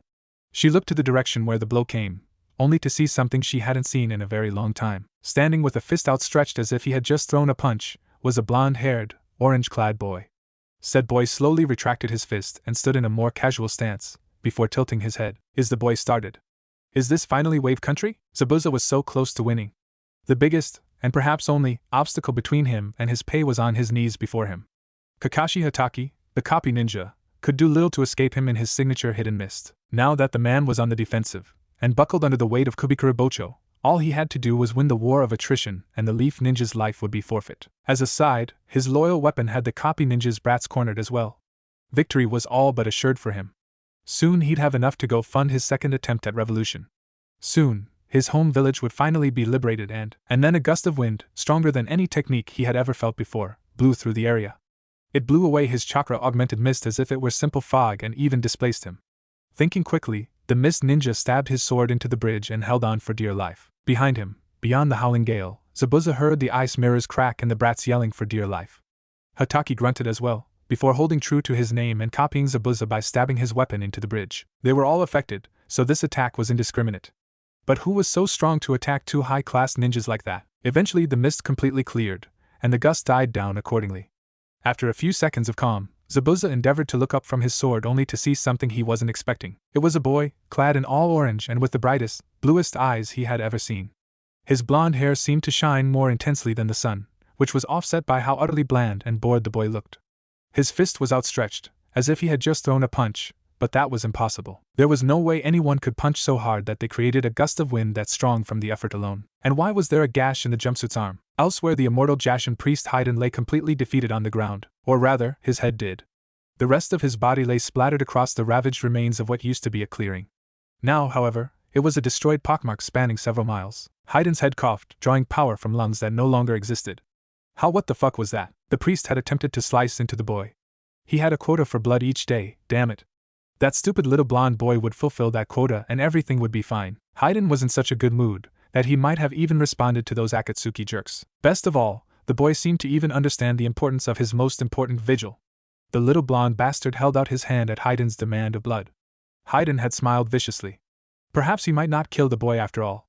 It was okay to leave subjects mostly dead, so he raised his three-pronged scythe and cackled as he attempted to bisect the boy's arm. Haiden was not prepared to see his scythe shatter against the boy's arm. It had cut through the boy's jumpsuit well enough, but against his arm it faltered. What? Haiden asked, eyes wide and voice failing him. The boy, instead of being surprised, looked disappointed. He had looked to his ripped jumpsuit top and frowned. He poked and rubbed at the place where the wound should have been and seemed genuinely disappointed that there was none there. So I don't get to see my blood today. That is fine, I was busy anyway, Haiden had sputtered. He tried to talk, but the boy beat him to it. Hey crazy guy. Do you happen to know where the land of waves is? Haiden didn't, but he had grunted and said that he would tell the boy if he could beat him. Seconds later, and Haiden was ahead lying in a divot. Damn it, Haiden cursed. It's going to be a while before I recover from this one. Akatsuki would have to wait for his reply. Zabuza shrugged, then decided that it didn't matter where the rip came from. Standing up, the hidden Miss Rogue pulled his sword from the ground and pointed it at the young boy standing before him. Hey runt, Zabuza grunted. His voice was deep and gruffy, and just slightly intimidating. It was a voice he used when confronting children that were swimming in waters far too deep for them. Were you the one to dispel my hidden mist technique? The boy didn't respond, instead looking at his fist. He stared at it blankly, regarding the thing as if it were the first time he had ever seen it. After staring at it for a few seconds, the blonde decided that, yes, this was in fact his own fist, and let it drop back to his side. Yes, the boy responded. He looked at Zabuza with yet another blank expression, then tilted his head as if bored. I suppose I am, Zabuza scoffed. The kid supposes, huh? Well, I won't lie, that was impressive. I'm not sure of what wind technique you used to do it, but you must be pretty skilled in the art in order to make a gust that strong. The boy tilted his head further. Wind technique? I don't know any wind techniques. Well, what do you mean? Zabuza asked. Then what do you call what you just did? Naruto shrugged. A punch? Zabuza had enough. With the heft of his sword, the rogue ninja dashed forward, his sword held in a double grip behind him. To such an inexperienced brat's eye, Zabuza knew that he was little more than a blur. As his speed carried him over to the boy, Zabuza raised his sword to decapitate the young man. Then, something curious happened. Zabuza was on top of the boy. His sword was prepped back and his muscles were tense to swing. In less than a second, his sword would cleave through both the air and the boy's head, and he could return to eviscerating his real prey. But there is something to be said about a ninja's instincts. In the world that he lived in, Zabuza had long ago realized that attacks and threats could come from virtually anywhere. Instincts, while often irrational, have saved his life many times in his career as an official ninja and even more in his time as a rogue one. Zabuza learned to trust his instincts implicitly, to the point of almost paranoia. So when his instincts screamed at him, wailing and crying and begging him to back away from the blonde-haired boy, he did. In a move completely uncharacteristic to him, he employed every muscle in his body and every ounce of chakra that he could reasonably spare to leap backwards in a single bound. The boy seemed unaware of Zabuza's problem. He tilted his head and stared at the mist ninja with obvious confusion. Weren't you going to cut me? The boy asked. His voice was so lackadaisical. As if what he was asking was as common as asking for a glass of water. I am boy. Don't you worry about that, Zabuza responded, but he was nowhere near as calm as his voice made him seem. The hairs on the back of his neck were raised and sweat dripped down his forehead as he tried to contemplate the reason that fear had settled into his bones before he had even swung. Why, Zabuza asked himself. Why does this boy frighten me so? Across from him, Zabuza noticed that the boy had no intention to move, instead seeming to be content standing where he was. For some reason, the copy ninja behind him was doing the same. Seeing this, Zabuza took some time to look over what he was doing. He had charged the boy, and for all intents and purposes, it seemed like he was in the clear.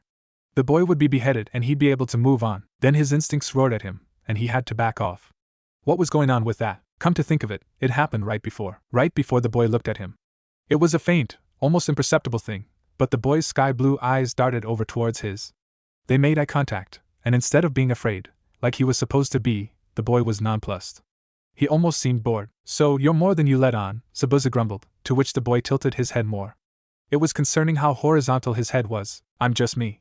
I'm Naruto. Zabuza's eye twitched. I'm going to kill you, brat. Naruto shrugged. Zabuza responded by bringing his unburdened hand into a hand seal. Hidden mist technique. Kakashi stared at the rogue ninja, his Sharingan eye spinning as he took in the scene before him.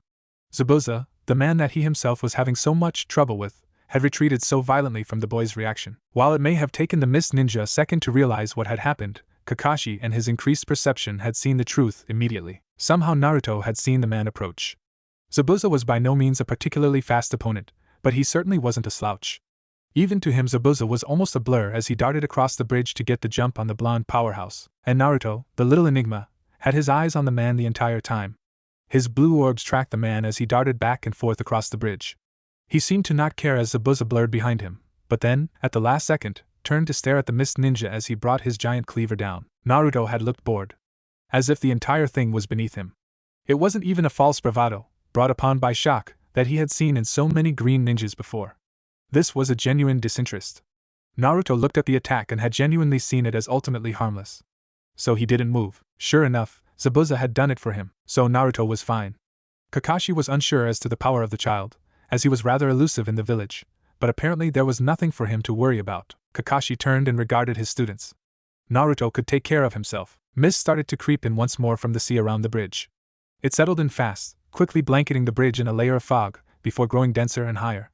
Soon, the bridge was completely covered in the stuff, and vision was all but an impossibility. Naruto looked down at his fist once more, then raised a blonde eyebrow as he regarded it once more. The fox enunciated for the contemplative boy. So your punches can produce gales of wind, huh? The fox snorted. Something like that took me many years to master. It seems that you learned to do it completely by accident. Naruto nodded.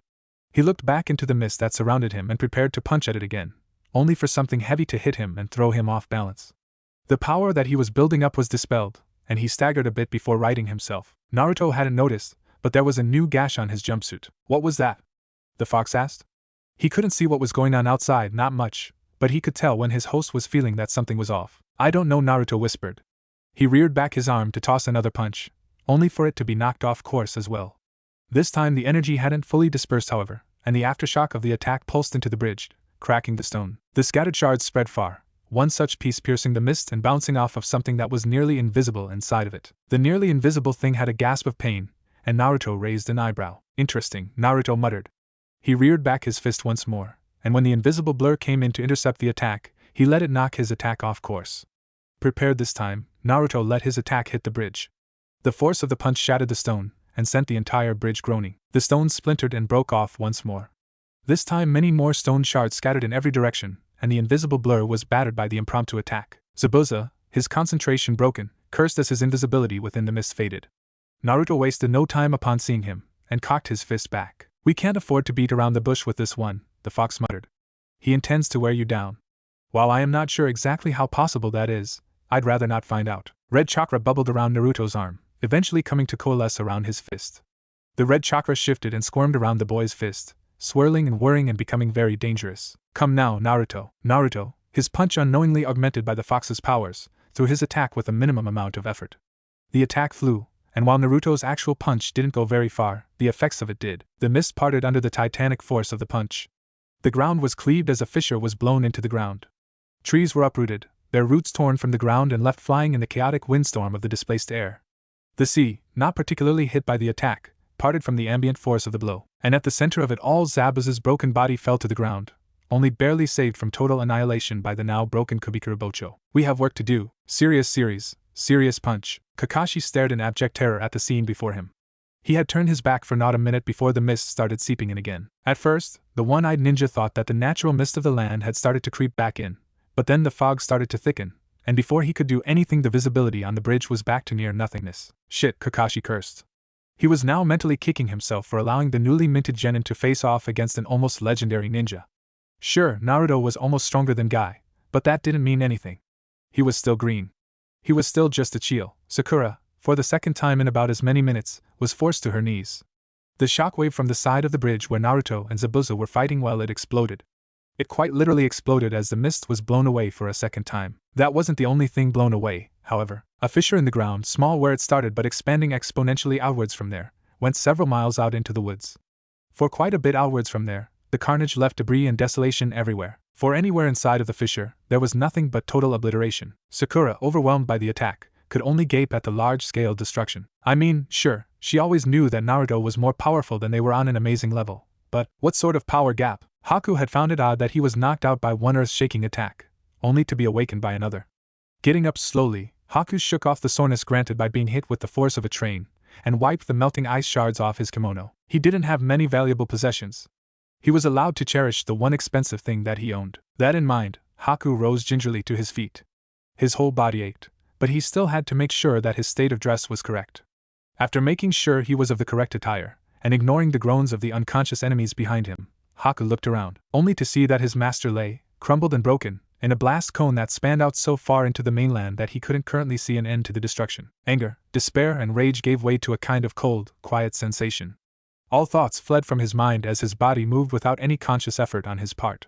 Haku's hand reached into his expensive dress and removed the ornate needles that lay nestled in the inner breast pocket with a smooth, graceful ease. Taking less than a second to look over them, for they had never been used, Haku was soon in motion. Ice style, demonic ice mirror, Haku whispered, his voice as frosty as the ice mirror that appeared before him. It was half-formed, and even then melting in places, but it was good enough for his purposes. The masked ninja took a single, sure step inside of it, and then aimed himself at the person standing at the apex of the blast, at the odd, blonde-haired, orange-wearing boy. The man that was fighting her master, the copy ninja if Haku remembered correctly, saw what he was doing and tried to stop him. The man deserved his renown, because he actually made it pretty far before Haku went flying out of his ice mirror. No matter how fast the Jonin was, however, meant little once Haku got moving. As soon as Haku stepped out of his mirror, time seemed to slow down. The world tinted itself blue, and it was like life itself was frozen. The copy ninja, his hand outstretched and single red eye opened wide, seemed to freeze in midair as he reached for Haku's mirror. Haku was far past his position now. The pink-haired girl, the useless one, seemed startled by her master's outburst. She was slower on the uptake though, and only managed to turn partway to see what was going on. Haku was past her as well, frozen in a state of confusion as she was. Haku noted that their target, the bridge builder Tazuna, was frozen in time as well without a single means of protection. He could kill him right now, and no one would be the wiser. The needles in his hand were for a specific person, however, so he let free one made of ice. As soon as it left his hand, however, it too slowed to a crawl. It would reach its target eventually. Finally, Haku zoned in on the object of his newly established hatred. The blonde fool, so simple and stupid and foolish, just stood there, fist outstretched, as if what he had just done wasn't the highest form of crime. This stupid, idiotic child would pay for its miraculous murder of his master with blood, and it would do so by the weapon that Haku's master had gifted him. With a swing of his arm, Haku swung the needles clenched between his fingers towards the neck of the soon-to-be dead blonde. The very first lesson that Master Zabuza had taught him was that no one, bar none, had a strong neck when they were unguarded. This child would be the same. The needles, sharp and ornate with engravings of dragons and lions, inched their way closer and closer to the boy's neck. Haku could almost taste his victory. Then something peculiar happened. Haku, the last member of the Yuki clan, got his speed from judicious use of his bloodline limit. Using his ice, Haku was able to almost freeze time and move at ridiculous speeds. While like this, Haku's perception of the world around him was special, and he saw everything as if it were frozen in his ice. Birds seemed to be stuck in midair on their flight, dew would be eternally falling from the petals of a flower, and even the mist from his master's technique would be suspended in place. To offset this speed, however, Haku too would have to be moving extremely slowly, at least to his own perception, lest he be out of control every time he used it. To the masked teenager, he was moving as slow as a civilian through sap, even though consciously he knew that he was moving near the speed of light. Regardless, Haku was currently moving at speeds the human brain couldn't possibly comprehend. The Sharingan, a cheat of an ability even in the ninja world, could only barely keep up with him, and it was for this reason that Haku was certain that he would be fine in his endeavor. So you can imagine his surprise when the boy, the blue-eyed boy that definitely did not have a Sharingan, turned, in real time, to look at him. "What are you doing?" the boy asked, again, in real time. Haku's mind boggled at the logistics of it. In order to do such a thing with his perception, the boy would have to have been speaking at speeds greater than light. Haku tried to respond, but even he couldn't get his words out quick enough. The boy didn't seem to particularly mind, though. He just shrugged his shoulders. Then he walked around the still airborne Haku. "Did you throw that ice needle?" the boy asked. He was somewhere behind Haku, now. Haku couldn't turn to face him fast enough. In fact, his arm was still swinging for neck that was no longer there. "I can't have that. It might hit Sakura, and I'm told that she's funny." There was a small clink sound that Haku knew from years of experience to be the breaking of ice. His attack was thwarted and, wait, how could he hear the ice break when he was traveling faster than sound? How could he hear the boy speak? Even sound was too slow for him right now, and yet the boy was talking as if everything was normal. What was going on? Amidst Haku's confusion, the blonde boy walked back over to where Haku was swinging and placed himself back in the path of Haku's arm. He tilted his neck so that the needles would be able to pierce it better, and then waited. "I hope for your sake that actually works," the blonde said. "I haven't seen my blood in a while, and that might be the only thing that amuses me enough to spare your life." Haku, who was used to the overwhelming bloodthirst of his master, felt his own mortality. "So we're not talking about it?" Sasuke asked. They were currently sitting around a table in the bridge builder's house. Tazuna's daughter, Tsunami, had made them all breakfast and they were eating it rather sedately. "No, we're not," Kakashi replied. He picked up a piece of meat from the communal plate at the center of the table and laid it on top of his rice. "But I really think we should. Did you see what happened out there?" Naruto punched. "We're not talking about it, Sasuke." Kakashi wasn't having any of that, so the table went to silence once more. A few moments passed like this, before Sasuke couldn't take it anymore, but he broke the woods. "I know that we could at least say something about." "No." Surprisingly, it was Sakura who spoke up about that. "We're not saying anything about it. Anything at all." But Sasuke started. He was cut off by a surprisingly powerful fist grasping his collar. Before he knew it, he was eye to eye with the unfocused green eyes of his female teammate. "Sasuke, I know that you were unconscious for most of it, so let me fill you in. I have seen many an insane thing since I was put on this team. I have seen a man eat with a mask on and everyone looking at him, yet no one seeing his face." Kakashi grunted. Infuriatingly, his food was finished. "I have seen a boy somehow display every single innate, human emotion incorrectly." Sai smiled. Something about it was off. No one could tell what, though, and that was the problem. "I have seen someone prettier than I am be male." Haku, who was tied up in a corner of the house, grunted. "Boys can be pretty too." Sakura shot him a withering glare. The boy shut up. The pinkette found his reaction satisfying and turned back to her teammate. "I have seen many a mind-boggling thing, and yet I had still come out saying, "What happened on that bridge today breaks even my suspension of disbelief, and as such, I need some time to cope.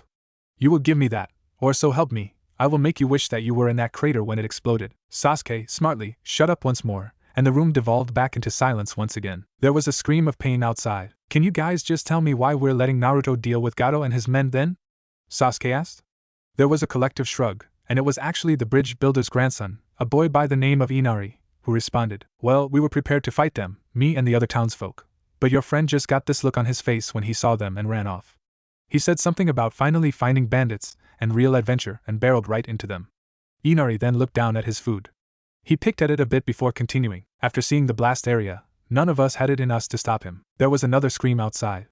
Seeing as the team had left Naruto at the bridge, which was several miles away from where they currently were, this was impressive. Unless, of course, you feel like telling him to stop. Sasuke, and the rest of the people at the table, decided to leave Gato's thugs to Naruto. The 4 members of Team 7 moved in relative silence through the forest. Kakashi, of course, was taking point, making sure to keep his normal eye open and alert, in turn keeping so that there were no untoward threats to harm the rest of his team. Not like there was anything even remotely foolhardy enough to attack them as they were now. "Naruto," Sakura said, her voice being barely a whisper. "How far does this crater go?" The blonde-haired boy shrugged. He shifted the package he had on his back, before keeping pace. Sakura, long used to the quiet boy by now, nodded her head. She stared ahead, keeping her green eyes on the horizon. "I'm not going to question it. I'm just going to walk, and I refuse to do anything else until I get home and have a long nap." The group then continued to walk in silence, all while skirting along the edge of the crater that Naruto had made in his fight with Zabuza. It coincidentally ran along most of their path back to the Hidden Leaf Village. Behind Kakashi was Naruto, walking without a care in the world. Behind even him was the 3 official members of Team 7. They were rather quiet for the trip. "This is much farther than I thought." Sakura's hand lashed out. She held a finger to Sasuke's lips and prevented him from talking. "I am walking, Sasuke. I refuse to do anything else until I get home and have a long nap." Sasuke nodded. It wasn't long until Team 7 returned to the village. Getting through the gates was somewhat harder, what with Naruto's package, but overall the process was simple. Sakura quickly outpaced her team. She turned immediately and regarded the boys. "Not that I didn't have an immense amount of fun on our first mission outside of the village, but I'm going to be spending some time alone with my family." Sasuke raised an eyebrow, while Naruto tilted his head. They were confused but decided that discretion would be the better road to take. "You take whatever time you need," Kakashi said. He turned to the other members of his squad. "Let's go, boys," Kakashi set off, and the other 2 boys followed him. Sai, however, stayed behind. He stared at Sakura for a moment, before smiling. "Are you taking time off in order to get away from the oddity that is our team?" Sakura sighed. Sai just had to be the one to bring up what everyone else seemed to implicitly get.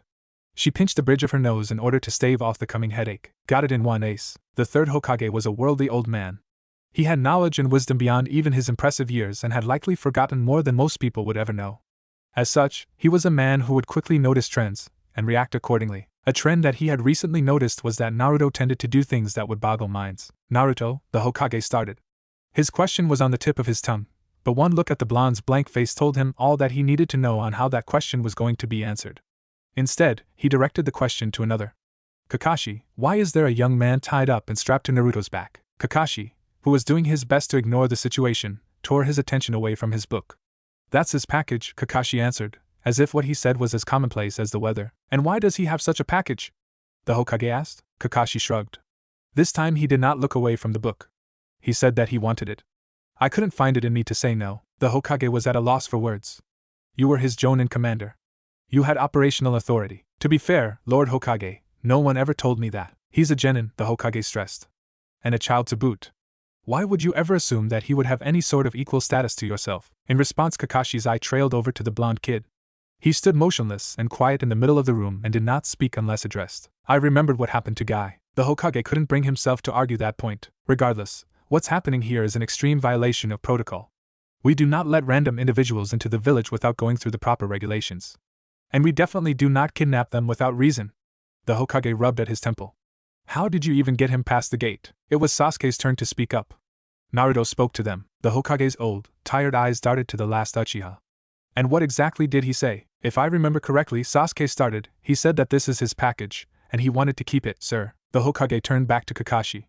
"And that worked?" Kakashi nodded. "The guards couldn't find it in themselves to stop him." The Hokage rolled his eyes. As usual, it appeared that he would have to take matters into his own hands. "Naruto," the old man started. You can't just kidnap people. Naruto, his face once again blank, just shrugged. I didn't kidnap him. He's my package. Haku, tied and gagged on the blonde's back, tried to talk, but the bandages in his mouth made that a difficult endeavor. The third Hokage just sighed. You can't make random people into your package. That's very frowned upon. Naruto tilted his head. But why? He tried to kill me, so he's an enemy. He what now? Haku was an enemy ninja. The Hokage turned on Kakashi. You let him bring an enemy shinobi into the village? Kakashi, finally fed up with the questioning, closed his book. If you can take the boy from him, then by all means, punish me. The Hokage looked back at Naruto. The blonde was clutching the enemy shinobi to his chest now, almost like a teddy bear. Said enemy shinobi looked only a little perturbed. The Hokage sighed. I'll summon Guy. Sasuke rubbed his eyes as he exited the Hokage tower. Faintly, in the distance, he could hear the cries of youth as Guy tried to overcome the monster that was Uzumaki Naruto. Come, young Naruto. I have been training hard for our rematch. Gate of Wonder, open. Sasuke braced himself as an earthquake bled through the local area. A supersonic boom then rang out, signaling the clash between the green beast and Naruto. The two were likely far away, but even now Sasuke could imagine Naruto's face. The boy would be bored, incredibly so, as he humored one of the few people to ever even slightly push him. With a sigh, Sasuke returned to his feet and set off to his home. Ever since the massacre of his clan by his now estranged brother, he was living in an apartment complex. I was useless, the last Uchiha grumbled. His fists clenched at his sides, and he could already feel his nails making indents in his palms. I thought that I was getting stronger, but I'm not. That package made me look stupid. He made me look weak. Sasuke then looked up. In the air, over the skies of the Hidden Leaf Village, shockwaves rang out from invisible clashes. Naruto and Guy were moving too fast to see. Sasuke squinted, then activated his Sharingan, only to be able to see the barest of blurs. They're so fast. Sasuke gaped. Directly above him, Naruto and Guy exchanged a particularly strong blow, and the two recoiled from the force of their strikes. Stuck midair from the momentum, Sasuke could now see the unapologetic grin on Guy's face as he reveled in the action. Young Naruto, our honorable Lord Hokage has asked me to bring you in, and I shall, Guy yelled. Even though he was so very far above the kingdom, his voice was loud enough to be heard throughout. Naruto didn't respond. He adjusted a very much unconscious Haku on his back, before repositioning himself. Once they had recovered, the two superhumans kicked the air and were little more than blurs once more. Sasuke clenched his teeth. This was the level of power he needed to reach, at a minimum, in order to avenge his clan. With a deep breath, the young Uchiha deactivated his Sharingan. He needed to be better, and he had an idea where he would need to start. Honey, are you alright? Sakura's mom, Mabuki, asked. Her daughter had returned home not 5 hours ago, and all she had done since then was lie her head down on the kitchen counter. I'm fine, Mom, Sakura answered. Her voice was muffled by both her arms and the wood of the counter. I just have a really, really bad headache, Mabuki hummed. Turning her attention back to the dishes, she attempted to finish the house chores. Sakura wasn't around to do them anymore now that she was busy with ninja stuff. Mabuki knew nothing about it, so she decided to let Sakura rest. That she was resting for so long was worrying. Are you sure that it's just a headache, dear? Mabuki had had some terrible headaches in her days. They were especially horrible around certain times of the month. Nothing was this serious, though. Sakura hadn't even said a word until just now. Her daughter sighed. Finally, she lifted her head from the table to stare at her mom.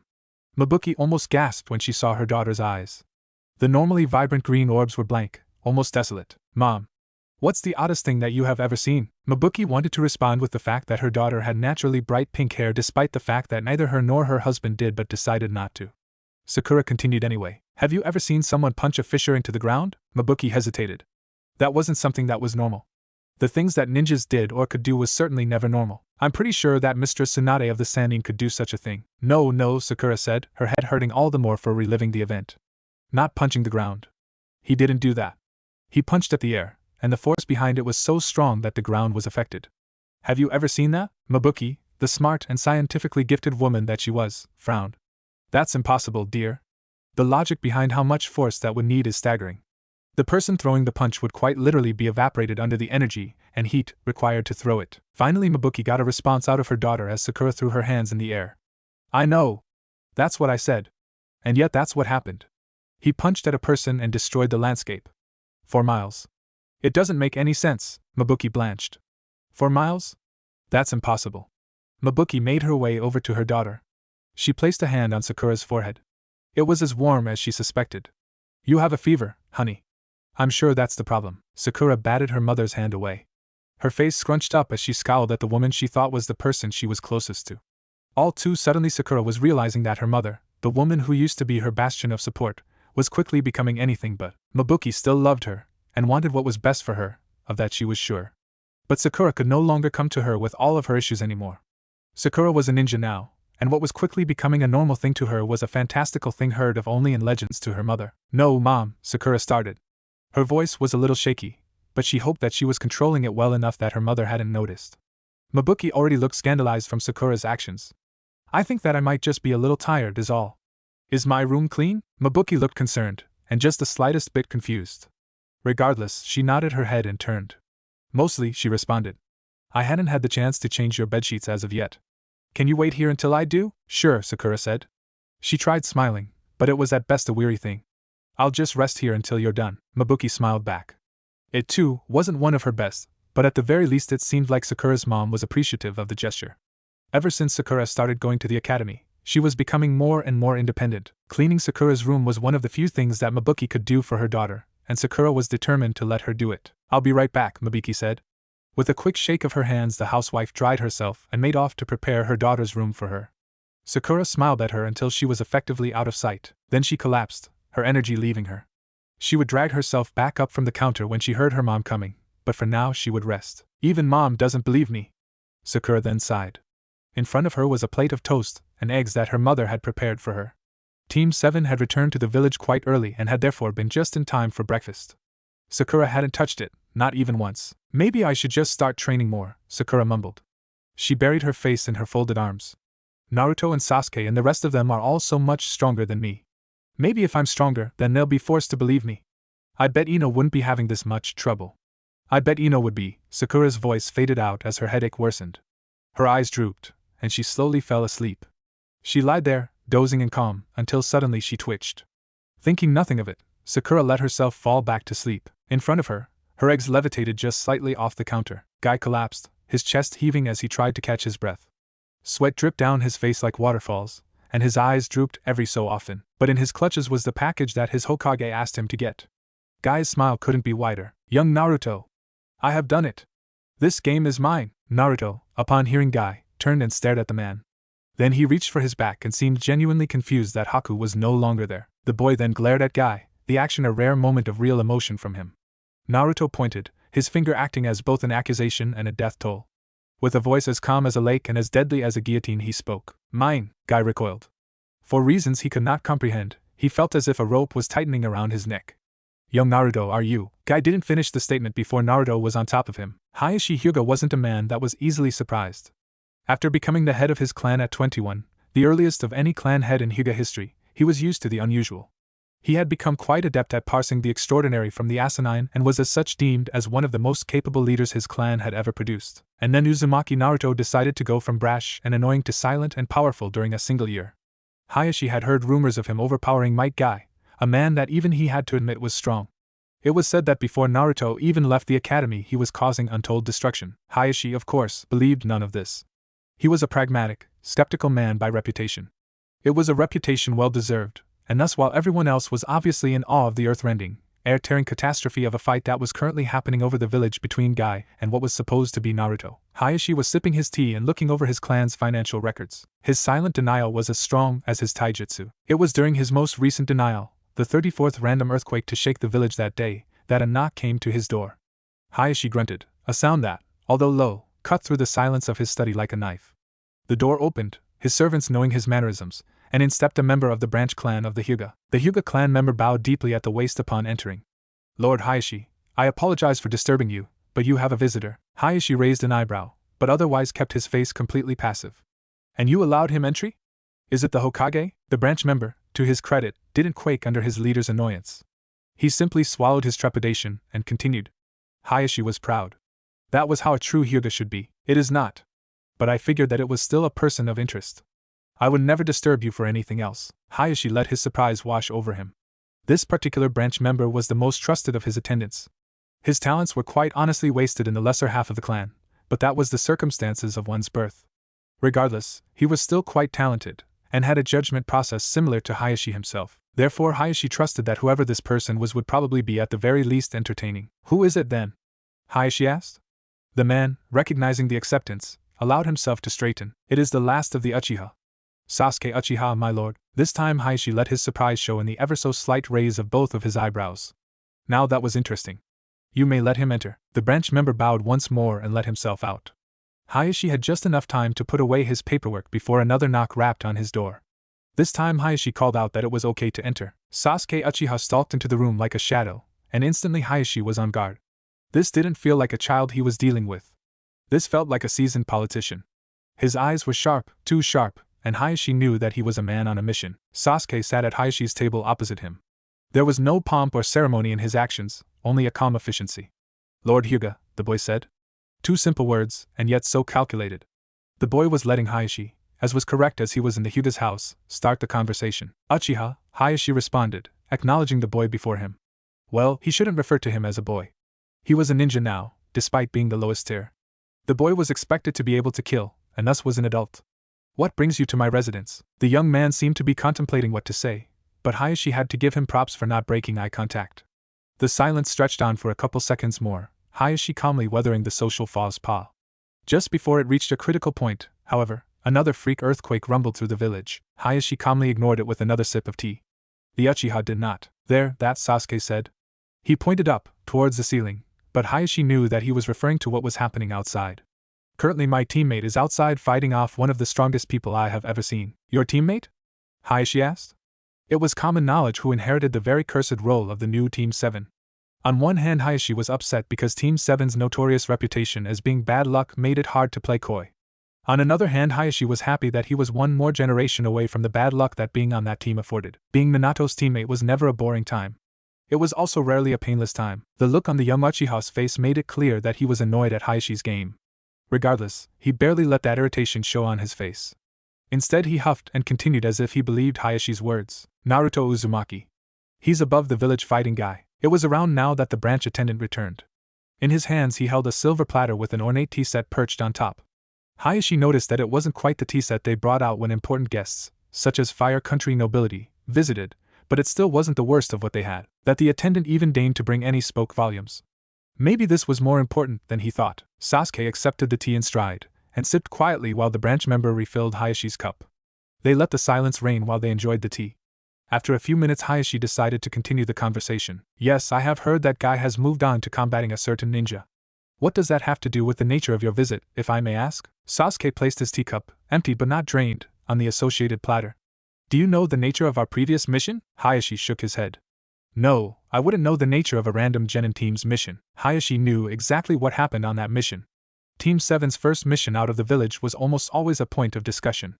Hayashi remembered his first mission out of the village. The less could be said about it the better. Sasuke continued on, ignoring the look on Hayashi's face. It was one of extreme discomfort. We came across the demon of the hidden mist. Zabuza Momochi was our enemy, and quite a formidable enemy indeed.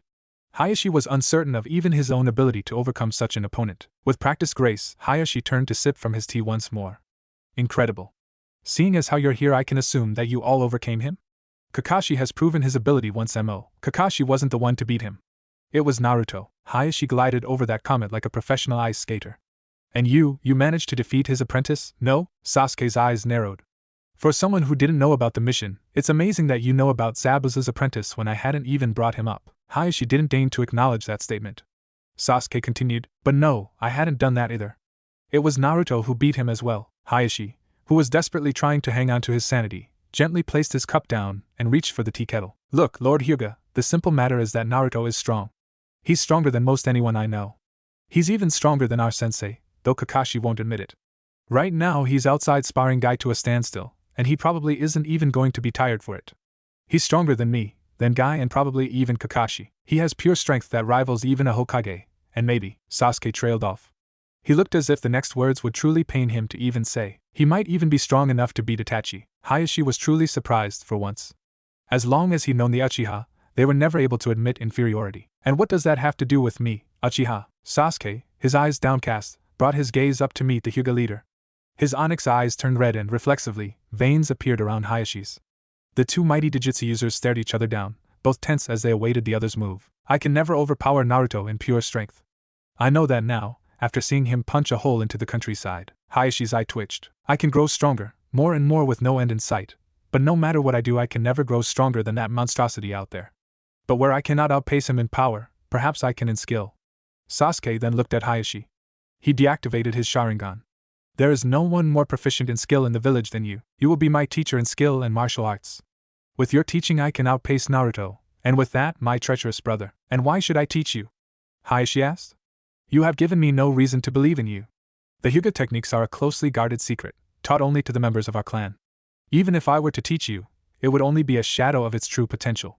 The gentle fist can only be properly used alongside the Byakugan. Sasuke smirked. I believe my Sharingan can make up for the loss. Hayashi frowned. I refuse, and in doing so you lose the chance to prove to the entire village the superiority of the gentle fist style. Hayashi frowned harder. Continue, Sasuke, seeing his chance leaned forward. His grin was predatory, very thin and showing far too many teeth.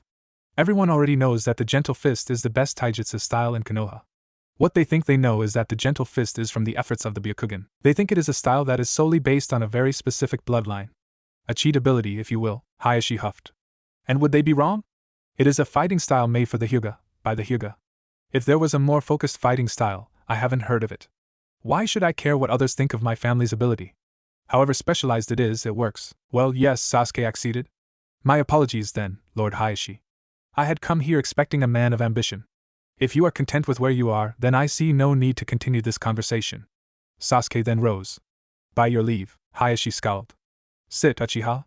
What do you mean? Sasuke stopped moving but didn't quite sit. I mean that the Uchiha are on the rise again. Right now, it is just me, but in the future, after I've surely beaten Itachi, it will be much more than just me. I will have an entire clan again, strong and serving Konoha, and we will all be in debt to you. Right now, Lord Hyuga, you are sitting on the precipice of history. This could be the moment where two of the greatest clans of Konoha join hands to achieve a taijutsu style beyond what the world has ever seen. Or it could be a lost opportunity. The choice lies with you. Hayashi's eyes narrowed, though he did contemplate the thought. He couldn't allow the Hyuga techniques to fall into the hands of another clan, but it wasn't like there weren't emulators of it already. Like he said, the Hyuga fighting style had always been a tradition of the clan, and as such was barely changing. It was around for generations. There were bound to be those that both attempted to copy and counter it, with limited success. This, however? This would be a tradition-breaking, near unheard of precedence. Hayashi would be agreeing to outright teach this outsider the strengths, and thereby weaknesses, of his clan's primary means of combat. It was a dangerous, even risky move, but it was one that held merit, and if I do choose to help you, what do I gain? Sasuke smiled. You were around far longer than I, Lord Hayashi. You have probably seen the Uchiha in action. We have a fighting style as well. Hayashi allowed a smirk to cross his features. The boy was interesting. It is a fighting style of trickery and thievery. You steal the techniques of your opponent mid-battle and use it against them. Effective, but underhanded, and hardly something that we can use. We do not have the capabilities of the copy wheel eye. True, but there is more to it than just that. We do copy the techniques of our enemies, but no castle stands without a firm foundation. You can't stand against an enemy with no leg to fight on. Oh? Hayashi asked. And what fighting style do you purport this to be? To this, Sasuke retrieved a scroll from his pocket. It bore the Uchiha crest on it. He placed it on the table and slid it over to the Hyuga Lord. I transcribed the most basic katas from the Uchiha Interceptor style taijutsu. You may keep that. Call it a gesture of good faith. Hayashi wasted no time in opening and looking over the scroll. Like Sasuke said, it was nothing but the most basic of forms, but what it did show told enough. So it is a style of evading and redirecting attacks, Hayashi started. He rolled the scroll up and put it to the side. I'm assuming so that you can survive long enough pick apart the enemy's fighting style. Yes, Sasuke confirmed. But it is also so I can pick apart the enemy. It is a strong, mostly defensive style that allows an Uchiha to make use of our genjutsu and ninjutsu more effectively. Admittedly, we Uchiha are comparatively weak in taijutsu, however small that comparison is. If I want to overcome Naruto, however, an explosion ripped through the skies of the Hidden Leaf Village. Wind chimes located just outside the window of Hayashi's study rattled violently. Hayashi steadfastly ignored it. Sasuke did not. I can't be weak in any way, Hayashi hummed. He sipped from his tea. I see, but that all fails to mention how this style would help me. The Hyuga do well enough dodging and punishing attacks. I might even say better. How does your style benefit my own? In the simpler aspects, Lord Hyuga. Oh, imagine this, Sasuke started. You are fighting multiple opponents, some are armed and some are attacking in the back with ninjutsu and weapons. This is a difficult situation for you, is it not? Hayashi nodded, deciding not to bring up the heavenly rotation. Imagine if you had the interceptor style. You could use the Hyuga's smooth and fluid movements with the Uchiha's direct and disarming specifics to not only dodge the attacks, but turn their own against them. You combine the fluidity of one style with the precise, striking deadliness of the other. Not bad, no? Hayashi nodded. Your words have merit, young man. Sasuke felt his hopes rise. But you haven't sold me, Sasuke frowned. He opened his mouth, ready to argue more, when Hayashi held up a hand. But you have intrigued me. At the very least, you have impressed me with your diplomacy. Hayashi then reached for the Uchiha scroll. He held it aloft in one hand. At the very least, I owe you for your good faith. I will help you incorporate at least this much of our style into yours, while you teach some of yours to ours. Depending on how well it goes, we will proceed from there. That is fair, is it not? Sasuke, once more finding hope in a lost situation, smiled. His professional exterior broke for the first time that meeting, and Hayashi found himself grinning, just a little, at the unabashed childish glee that shone through on the young man's face. Sasuke schooled his features as best he could before responding. Yes, Lord Hyuga. That is more than fair. The Uchiha then rose from his seat. We can cover the specifics of our meeting at a later date. It is getting rather late, and I suppose that you want your rest. Hayashi nodded, amused at what he now realized was the young man's utmost best at professionalism. He watched as the Uchiha made his way to the door, before calling out. Uchiha, Hayashi said. One last question. What do you intend to call this style? Sasuke raised an eyebrow. I didn't assume that you would let the naming of our fused style fall to me. Humor me. Sasuke, obviously not expecting this, hummed. He turned, having been facing the door, and said, For now, how about we call it the Flowing Water Rock Smashing Fist? Guy collapsed just outside the Hokage Tower. Haku, somehow still bound despite the supersonic clash he just survived, fell out of the green beast's tired, limp hands. He was immediately picked up by a nonplussed Naruto. Mine. Upstairs, looking out the window of the tower, the third Hokage sighed deeply. Hinata Hyuga, the failed heiress of the Hyuga clan, was walking down the streets of the Hidden Leaf village. It was a good day, with nice weather and decent humidity. Despite being called the Land of Fire, it was actually a pretty rainy area, with decent periods of constant rain that fed the abundant forests surrounding the village. Luckily it wasn't one of those rainy periods, and the sun was shining brightly directly overhead, and there was nary a cloud in sight. With a smile on her face, Hinata Hyuga roamed down the street, her feet on the ground but her head somewhere else. Not for the first time was she thinking about her favorite person. Not for the first time was she wondering how Naruto Uzumaki was doing. I hope he's been eating, Hinata pondered. Reflexively she clenched her hand, reminiscent of the way she used to do when she made cinnamon buns back in the academy. I'm not around to feed him anymore. He might forget. True enough, back in the academy, Hinata had befriended the blonde Enigma. Back then she was so shy, and couldn't bring herself to talk to anyone. Then Naruto walked in, and suddenly Hinata felt invigorated. It was like he was a sun, projecting light and energy and all the nutrients Hinata needed to grow. Naruto was strong, he was powerful, and he was everything that Hinata wanted to be. Hinata was, of course, smitten immediately. So, now smitten, Hinata did something very uncharacteristic of her. She waved to the boy. He did not wave back. Hinata felt her spirits crash to the ground and shatter in a million pieces. It was a stupid idea. She never should have tried to make friends. Melancholy, the young Hyuga Academy student rushed out into the yard to have her food under the tree on the hill overlooking the academy yard. She had maybe 3 seconds to herself before someone was standing before her. Hinata jumped, almost appending the contents of her bento everywhere. With a trained, albeit slightly flawed, Hyuga grace, Hinata managed to catch everything before looking up to this mysterious person in front of her. Whoever it was, they weren't there a couple of seconds ago, and certainly hadn't walked up to her. They just appeared. Looking up, Hinata was surprised to see a blonde-haired, blue-eyed cutie looking down on her. His eyes, they were emotionless, but not cold. Instead they seemed confused, as if they weren't quite sure what they were looking at. Naruto Uzumaki, the boy who rebuffed her advances, tilted his head. His nose scrunched, as if he had smelled something unpleasant, and for a second Hinata thought that she had somehow messed up yet again. Then the boy extended his hand. He did an action that looked like an attempt at a smile, but he gave up on that endeavor rather quickly. Kurama said that it is polite to respond to people when they say hi, he said. He then scowled, but for some reason Hinata felt like he wasn't scowling at her. But I already know that. I just didn't want to say hi to you. Hinata frowned, and she could feel the tears coming to her eyes. Even Naruto didn't want to be friends with her? But she had only been in class for a day. Naruto then shook his head. No, that was the wrong way to say that, I think. I don't want to say hi to you because I don't like talking to people, not because there's something wrong with you. I don't even know you yet. Hinata felt a little relieved at that. She pulled her hand into the sleeve of her jacket and tried to use it to wipe at the tears before they fell. Before she could, however, Naruto's hand zipped out and grabbed it. Kurama says that I should shake your hand and introduce myself properly. He says that it's the proper thing to do, so I'm going to do it. He then shook her hand vigorously, though awkwardly. There, it's done. Hinata, thoroughly confused by what was happening, was too distracted to try to stop the tear from falling from her eyes. For some reason Naruto winced, as if someone was yelling into his ears. Kurama says that I should apologize to you, and that making girls cry is bad. But I know that too. The boy then looked around. You, want to get some ice cream or something? Hinata, now too confused to be shy, looked down at her bento. Her next words more fell out of her mouth than were actually said. But I'm still eating lunch. You're not supposed to eat dessert before you finish your meal. And it was like a light bulb went off in Naruto's head. His eyes widened considerably and he collapsed on his knees. His face darted forward, uncomfortably close to Hinata's, before his words were blurted from his mouth. Really? I didn't know that. I don't know a lot of things about the way that people are supposed to act. And just like that, Hinata's fear and shyness bled away to an almost motherly concern. You don't? The heiress asked. Didn't your mother teach you how to act? Naruto shook his head. I don't have a mom. I never did. Hinata didn't know what to say to that. It took her a couple of minutes to respond. Then what about your dad? She asked. Didn't he teach you? Dad? Naruto asked. What is that? Can I eat it? It was horrifying, how hard it was to tell if Naruto was joking. Once more Hinata was left speechless. Hinata started. Would you like me to teach you? How to act like a person, that is, Hinata asked. She wasn't prepared for Naruto's enthusiastic reply.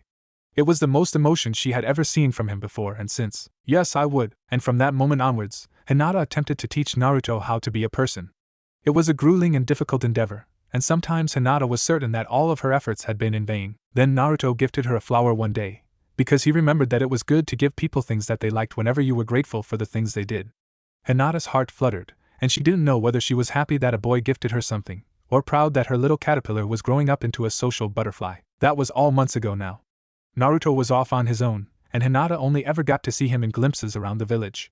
He looked to be doing all right, with his usual boundless energy, but she still worried. That being said, Hinata wasn't the only one with an influence on her peer. Naruto had an influence on her as well, with one of the benefits being towards her confidence. Well, maybe if you were just a bit more forceful, people would stop picking on you. Naruto then turned back to the cinnamon bun that Hinata made for him. Kiba used to say that people only pick on you because they can.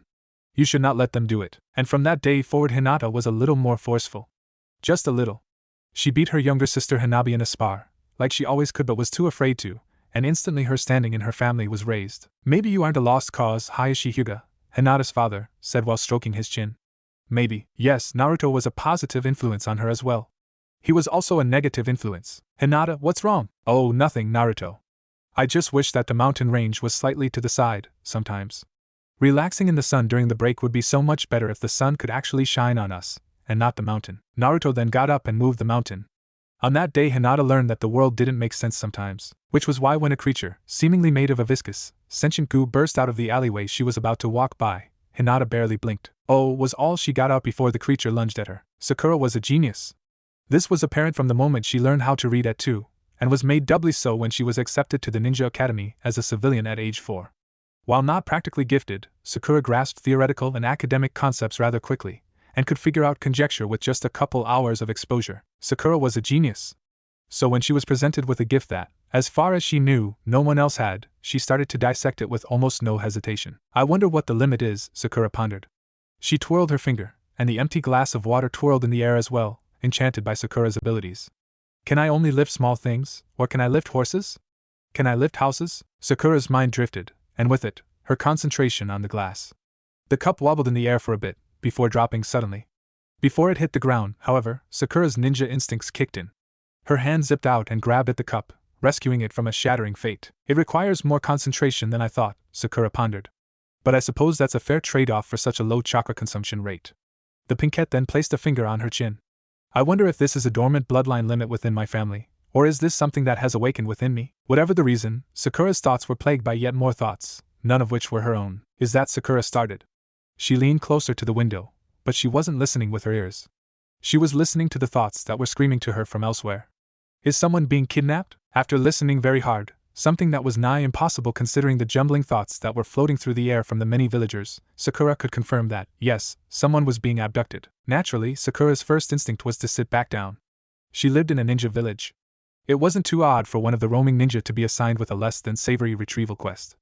After listening for just a little bit more, however, Sakura could tell something was odd. Is the person being apathetic? Now, this revelation was especially astonishing to Sakura for one very important reason. The pure apathy she was sensing was borderline ridiculous, especially considering the fact that they were in a hostage situation. True enough, the other person involved in the kidnapping, the kidnapper, was incredibly confused as to what was going on. There were only 3 people in the village who could possibly be so apathetic to a hostile situation. Sakura immediately crossed Naruto off the list, however. There was no way in hell anything was successfully kidnapping the boy who could single-handedly change the geography. If he was being kidnapped, then it was because he was letting it happen, and as such was no cause for concern. Ironically, it was for the same reason that Sakura crossed Kakashi off the list. The man would be more bemused than anything that someone was attempting to kidnap him. And even if he was being successfully kidnapped, Sakura felt no pressing need to go save him. The man, skilled as he was a raging pervert and a huge. He could sort himself out of whatever mess he was in, so that only left one option. Ugh, Hinata. How do you keep finding yourself in these situations? Sakura asked while trying to staunch the coming headache. Of course it was Hinata who was in trouble. Ever since she had gotten involved with who Sakura was coming to acknowledge as the most insane person she would ever meet, Hinata had started to become desensitized to the supernatural things that happened around her. Of course she would react to being kidnapped with boredom. She had seen a boy move a mountain for her, and not in the romantic sense. With a sigh, Sakura rose from her seat and got herself dressed. If she didn't intervene, then the poor girl would probably be halfway to the Cloud Village before she realized that she was in danger. Right before she left, however, Sakura had a thought. Turning away from her door and towards her bedroom window, Sakura let a grim smile crawl onto her face. Well, there's no real harm in trying, is there? And like that the girl made her way over to the window and pried it open. Cool air rushed into her stuffy room, buffeting her face and rustling her long pink hair. With the thought to cut it when she got home, Sakura flung herself out of the window. A sense of euphoria overcame her as she fell from the second story of her house. Sakura splayed her limbs outwards as she fell, reveling in the freedom of the weightless experience. The ground approached her quickly, but Sakura never once feared for her safety. Sure enough, a light blue film of energy engulfed her before she hit the ground. Now suspended in place by her own telekinetic powers, Sakura let out an initially unsteady laugh. She soon broke down into hysterics, however, marveling at the usage of her powers. I have so much to go over, she pondered, and almost let her mind roam. But first, I need to save Hinata. And with that thought in mind, Sakura willed herself through the air to where she thought she sensed her friend. Sasuke slid forward, his moves more of a graceful dance than a lunge.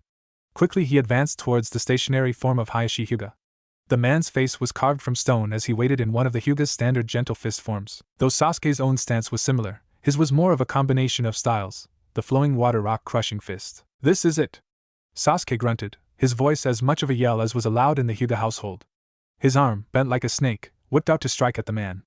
At the end of its extension, his own wrist whipped forward as well, prepared to both dodge and redirect. Hayashi's eyes, focused as they were without the Byakugan, narrowed slightly as he waited until the last possible moment. When that moment came, the two, elder and younger, slid into a precise dance. Hayashi moved with the fluidity and grace afforded to a master of the gentle fist, while Sasuke moved with a similar grace, though he often shifted into precise strikes and measured redirections. After about 2 minutes, Sasuke faltered. He overestimated how much he redirected Hayashi's blow and as such was unprepared for the man's spin. That same redirected hand moved with the man, ending in a backhand so strong that the young Uchiha ended up flying through the air. Hayashi, just barely winded, allowed the Uchiha to rise. Sasuke did so after a short moment, and, instead of being upset, schooled his face and bowed. It seems that I still don't have the style down, quite yet, Sasuke said.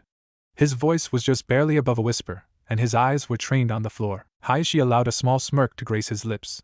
I wouldn't expect you to. You have just barely begun to learn the style, after just having made it. If you had already begun to master it, I would fear for the sanctity of all future kunoichi. When Sasuke looked up, confused but not offended, Hayashi continued. Most experienced female ninja prefer a strong, talented partner. A genius with a knack for creating and mastering fighting styles would be a catch. Sasuke, noticing the rare but not unwelcome joke from the older man, just smiled. Perhaps, but I have no interest in that right now. I have to become stronger. Stronger than Naruto, and then Itachi. I have to do my best in order to avenge my clan, Hayashi hummed. His eyes softened, but not in any way that was immediately obvious. That is a goal that I can get behind. As clan head, that sentiment would ring true to me if I were in your shoes. Though it may not seem it, I care for all those that call my clan their family, Sasuke scoffed. Even those in the branch family? Hayashi scowled, an action that made Sasuke stiffen all its own. Yes, Uchiha. Even the branch family. I'm not sure you know, but my brother was in the branch family, and I loved him dearly. My uncles and aunts were in the branch family, and I loved them as well. Hayashi then breathed deeply, the action calming his nerves. The wrinkles on his face smoothed out, and once more he looked like a porcelain statue. After a moment of silence, the man opened his eyes. He didn't look as fierce, just weary. One day, one of my daughters will be in the branch family. Do you think I would not love her still? Sasuke shook his head. He had hit a nerve and knew when to concede. I think you would. I apologize, Lord Hyuga, I did not mean. Hayashi waved him off before he could finish. It is of no matter. Such things are in the past. I'm sure you are as inquisitive as any as to the matters of the Hyuga clan. Sasuke nodded, but didn't respond. The room where they were training, Hayashi's personal dojo, once more fell into a silence. After a while Sasuke couldn't hold it anymore and coughed. Yes, Uchiha? Hayashi asked. If I may I ask a question? Pertaining to what? Hayashi asked. Your clan. Hayashi raised an eyebrow, but didn't object, so Sasuke took that as his cue to continue. If you love your clan so much, then why do you continue to let half of them suffer under the effects of that seal? Sasuke asked. He had been spending a lot of time around the Hyuga while he was creating their new, combined style. It was only a given that he would see the seals marring the heads of each branch family Hyuga. And don't tell me that it's just so you can protect the Byakugan. If that were the case, then even the main family would have the marks on their head. There is something deeper there. I can feel it. Hayashi, not expecting it, allowed his other eyebrow to raise. After a while the man digested the question, and just like that the lines were crossing his face again, and the man looked every bit his age. Possibly even older. That is a question that every past Hokage has asked every clan head of the Hyuga since the inception of the village. Hayashi sighed. It is not an easy question to answer. Sasuke frowned. Not an easy question? It doesn't seem too hard. You're the clan head, aren't you? Just abolish the darn thing. It is not as simple as you think, Hayashi answered. His voice was tired, as if he had said the words and visited the subject far more times than was comfortable. There are certain regulations that must be observed and certain procedures that must be adhered to, Sasuke scoffed. Sounds like a bunch of bullshit if you asked me. The Uchiha never had this kind of thing. We had meetings, sure, but the leader of the clan always had final word on the matters of affairs, and look where that has landed them. The air in the room tensed. Sasuke glared at Hayashi, his red eyes trying their hardest to burn a hole in the older man's skull. Hayashi, however, looked nonplussed. He almost seemed bored, though the slight clenching of his jaw was as telltale to his anger as any other indication. I won't insult your clan if you won't insult mine, Hayashi said, his voice tight and words measured. Sasuke nodded, though it took him a while to deactivate his eyes. I still think that it's bullshit, Sasuke muttered. Hayashi sighed, an action that was surprisingly common today, and turned from the boy to the door leading into the main section of the compound. If it eases any nerves, the older man said. Emotion had started to leak back into his voice. I, too, disagree with the current state of affairs. Then why let them continue? Sasuke asked. I've told you, boy. There are certain rules and regulations that must be observed. Traditions going generations back are not so easily undone. I would overturn them in a heartbeat had I the ability, but in doing so I would anger the elders of our clan. While they hold no particular power over me, they hold favor in the clan, both main and branch house. My impulsive decision would tear the Hyuga clan apart. So no, as much as I would enjoy abolishing this system of oppression, I cannot both do so and maintain the stability of the clan. As clan head, my first duty is towards the survival of the clan that I love. It is not an action that I can do without threatening that survival, Sasuke huffed. He looked away from the older man and focused instead on catching his breath. Then just get rid of the elders. Hayashi let a genuine, hard-to-mistake smile grace his face. If only things were that simple. Why are they such ass anyway? I suppose it is that they are mired in tradition. Why is tradition so important then? Hayashi hummed. I suppose it is integral to human nature. Well, Sasuke started, if human nature is so disgusting, then maybe I should just stop being human. At this, Hayashi turned from the door he was about to open. His mouth opened, poised to ask the question so obviously hanging in the air, but suddenly snapped shut. Sasuke noticed the older man's faraway look. Is something wrong, Lord Hyuga? No, Hayashi said slowly. I mean, yes. I apologize, I haven't felt this in quite a long time. Sasuke, confused, let the man continue. I think my father's senses are tingling. Sasuke's face was deadpan. Your father's senses? Sure, boy. Hayashi shushed. One, or both, of my daughters is in danger, and I need to figure out which one. The two stood in silence for a bit, Sasuke looking decidedly more confused about this situation than his counterpart. The Uchiha wanted to believe that the man in front of him really did have some sort of sense telling him that his daughters were in peril, but he just looked so weird. The Hyuga clan head was standing there on the corner of the room waving his hands around like some sort of demented praying mantis. After a while more, the Hyuga snapped out of his trance. His mannerisms immediately defaulted back to his stoic nature, and the man once more turned to the door. With all the decorum afforded to him, Hayashi slid the paper door open and prepared to step into the hall. Sasuke ran towards him, his incredulity not stopping him from finding out what was going on. Well? Hayashi turned towards the boy. Which one of your daughters are in danger? Oh, Hayashi said. I am not sure, Sasuke gaped. But what about your father's senses? It is telling me that both are in some kind of danger. I know where Hanabi is supposed to be. She should be studying for the academy's entrance exams in the common room. Hinata, however, Sasuke nodded. I will go look for her. Hayashi nodded. I am grateful for it, Uchiha. I will send other branch members to scout for her as well, but as far as I know she was supposed to be around the industrial district. She walks around there when she needs to clear her head. Understood, Sasuke said. And like that the two were off, Hayashi to check on his youngest daughter and Sasuke to hunt down his eldest. Sasuke, of course, jumped to the roof of the Hyuga compound. Higher elevation should help him to look for her. He wasn't expecting to find her immediately, but it should be a good STA. Is that a large, green blob of sentient goo? Sasuke asked himself, his eyes immediately falling on the odd creature. Sasuke took a moment to assess it, then activated his Sharingan to make sure he wasn't seeing things incorrectly. Then, upon confirming that it was exactly what it seemed like, Sasuke shrugged and darted off after it. If that's not suspicious, then I don't know what is, Sasuke said aloud. Besides, it couldn't be any more weird than Hayashi's father senses, so Sasuke wasn't even afraid as he dashed over rooftops to the no doubt wicked monstrosity. Hinata blinked once, then twice, as the gelatinous goo monster slowly oozed its way through the back alleys of the Hidden Leaf village. She was entrapped, well mostly, inside of its gooey body. Her entire head, and maybe some fingers and her hip poked out from the ooze occasionally, but overall she was pretty immobilized. Hinata yawned. Hey girl, the goo monster cried. Seeing as it was a monster, and not a human, its voice came not from a mouth, but the entire gelatinous mass. It had an odd echoing quality to it, as if a normal person was talking from underneath a pool. Can you at least pretend to be afraid? Hinata shrugged, or at least tried to. Despite the goo being liquid, it was incredibly viscous. She couldn't move much for anything while she was trapped inside of it, and it seemed to be sapping her chakra. But I'm not afraid, not really, Hinata said. I mean, this is pretty bad, but I've had worse. At least this time I'm not being kidnapped by the Hidden Cloud Village. The goo monster bristled, or at least, Hinata guessed that it did. I am a giant goo monster. Can you fear that at least? Hinata, once again, shrugged.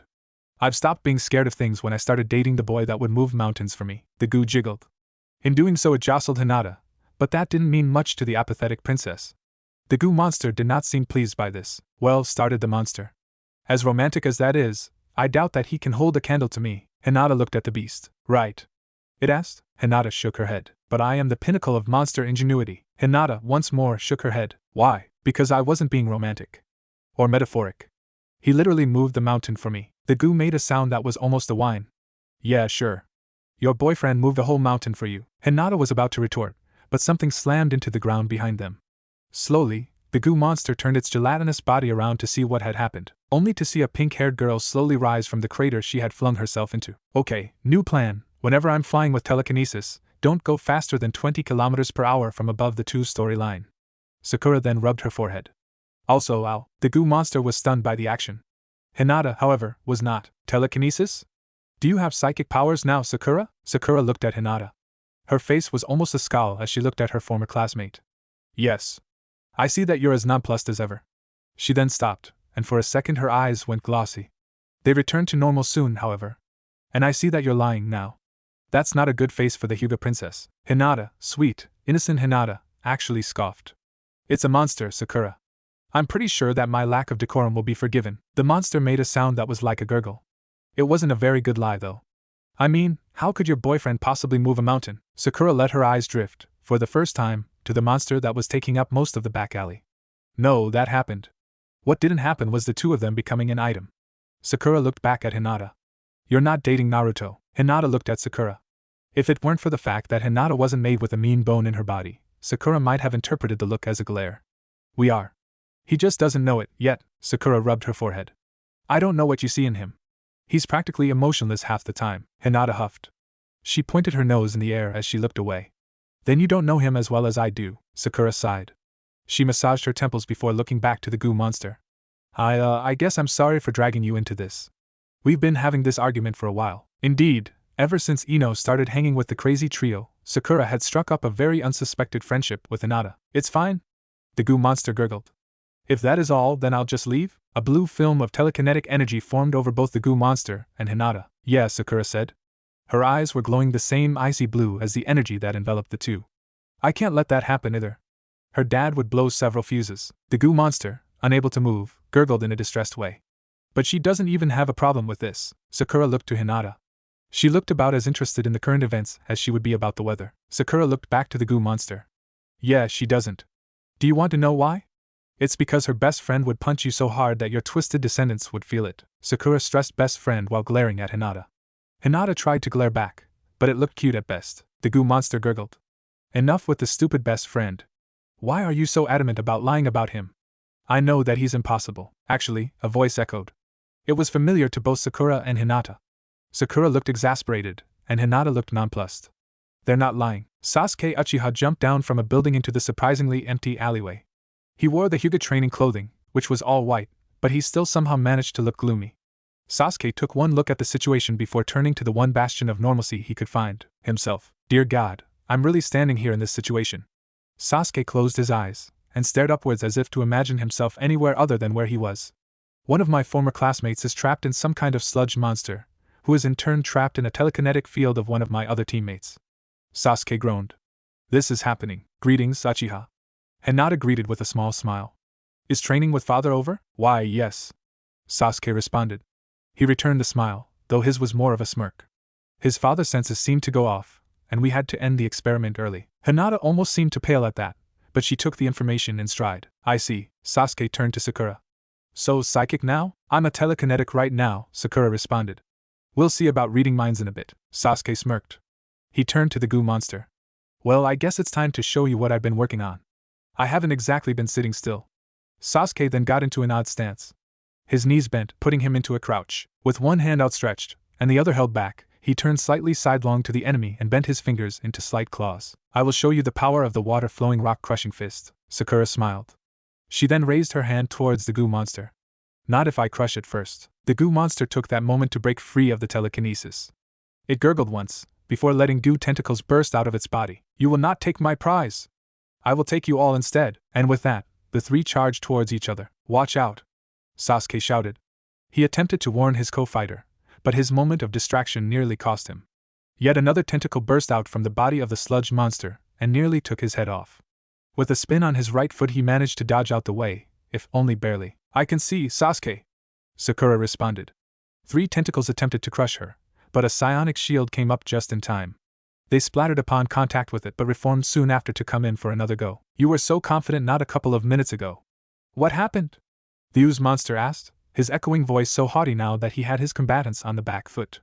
He summoned more tentacles from his body, drawing the number of appendages to somewhere in the 20s, and continued his assault. We're still, Sasuke grunted as he had to retreat even farther back to avoid the goo. We're still confident. We're just reassessing the situation, Sakura wanted to respond. She wanted to say that this was definitely more than their fledgling abilities could handle, but her attention was eaten up by the barrage of tentacles that were now striking at her from every side. Her focus had to remain on the shield she had erected around her, and even then, her mental energies were bombarded every time a slime tentacle battered at them. Hinata, meanwhile, was slightly less bored. Lavender eyes scanned the battle not only in front of her, but the tentacles as they raged about all around the battlefield. The slime monster, while vulgar, was careful and methodical in its combat. It didn't know what the two were capable of, but it knew they were on the same side. Therefore, it did the only logical decision and split them up. Divide and conquer, as it was, the two young ninja were at a loss now. Whatever plans they could have tried to make were moot. They barely had time to think between the two of them, so constant was the barrage of attacks. He has to let up eventually, Sakura thought. Just then, a tentacle had finally managed to break through her shield. She shrieked, only slightly, before erecting another one just before the next tentacle struck. There were now 10 tentacles striking constantly at her defenses. Whenever one limb was blasted apart by her shields, another would take its place immediately while the destroyed one reformed. He has to run out of goo eventually. Sasuke's thoughts were along the same lines. Sharingan active, the young Uchiha ducked and dodged amongst the slime that was trying to twist around him. He had figured out pretty soon that the monster was trying to encircle him and trap him, so every time he dodged an attack Sasuke made sure to demolish the appendage with a strike of his own. His hand coiled like a viper, and then he struck with the tips of his fingers.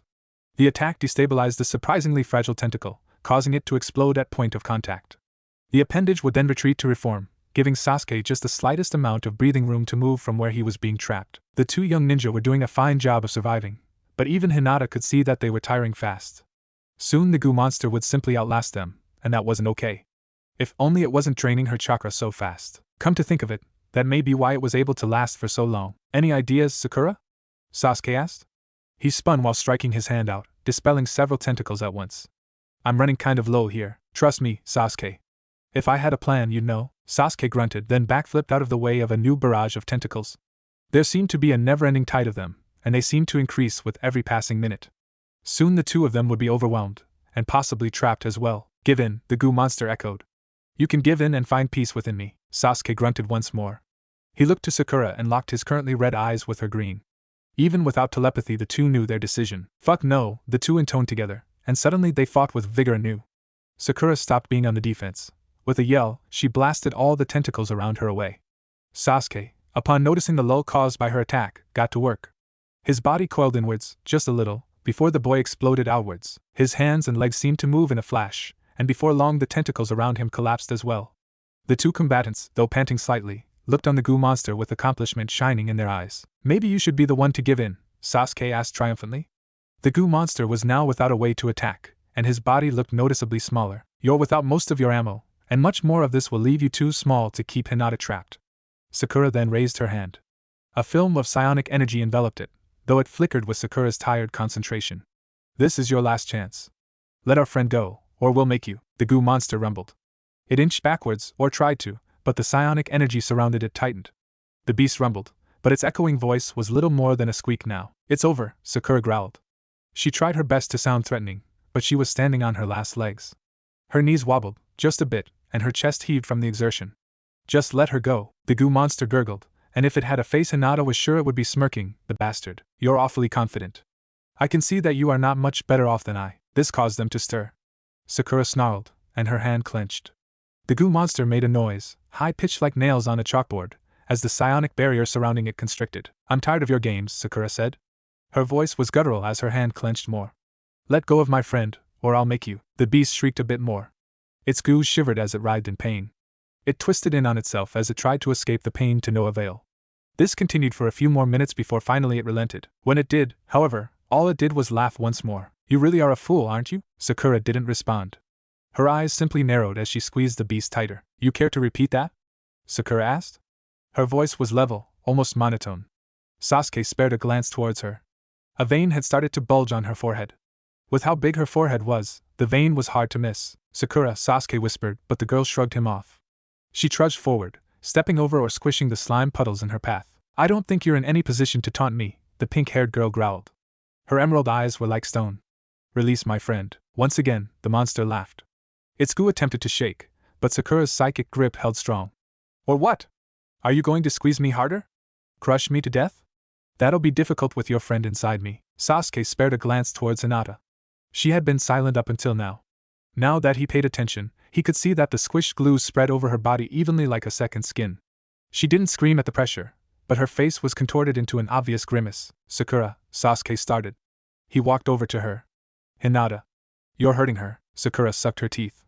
I know that, Sasuke. It was now Sasuke's turn to frown. Then stop. We came here to save Hinata. Not maim her. I know that, Sasuke. Sakura yelled. She turned her eyes on the Uchiha, and even Sasuke almost recoiled at how fierce they were. I am a lot closer to her than you are. I know full well of the situation at hand. The only problem here being that we don't have many other options. Unless you want to go in there and pull her out yourself? Sasuke looked back to the goo monster. It had no face, but he somehow knew it was smiling. Oh yes. Come over here and pry her out. I'll sit still for you. Sasuke looked at Hinata. She was shaking her head rapidly. He looked back to Sakura. Okay, so I can't go in there. What now? Sakura shook her head. She turned back to the monster and clenched her hand once more. The monster shrieked, but otherwise didn't let go of its captive. Sakura, what? She asked. There has to be a breaking point. It obviously feels pain. Eventually it won't be able to bear it anymore. But what about Hinata? Sakura looked at the girl. The Hyuga heiress looked back. Unspoken words passed between the two girls in a way of communication that only girls could use. They both nodded, coming to some sort of agreement, and for a second Sakura's hand relaxed. It then clenched again, this time harsher than before. Sasuke jumped, surprised by both the monster's sudden screams and Sakura's sudden ferocity.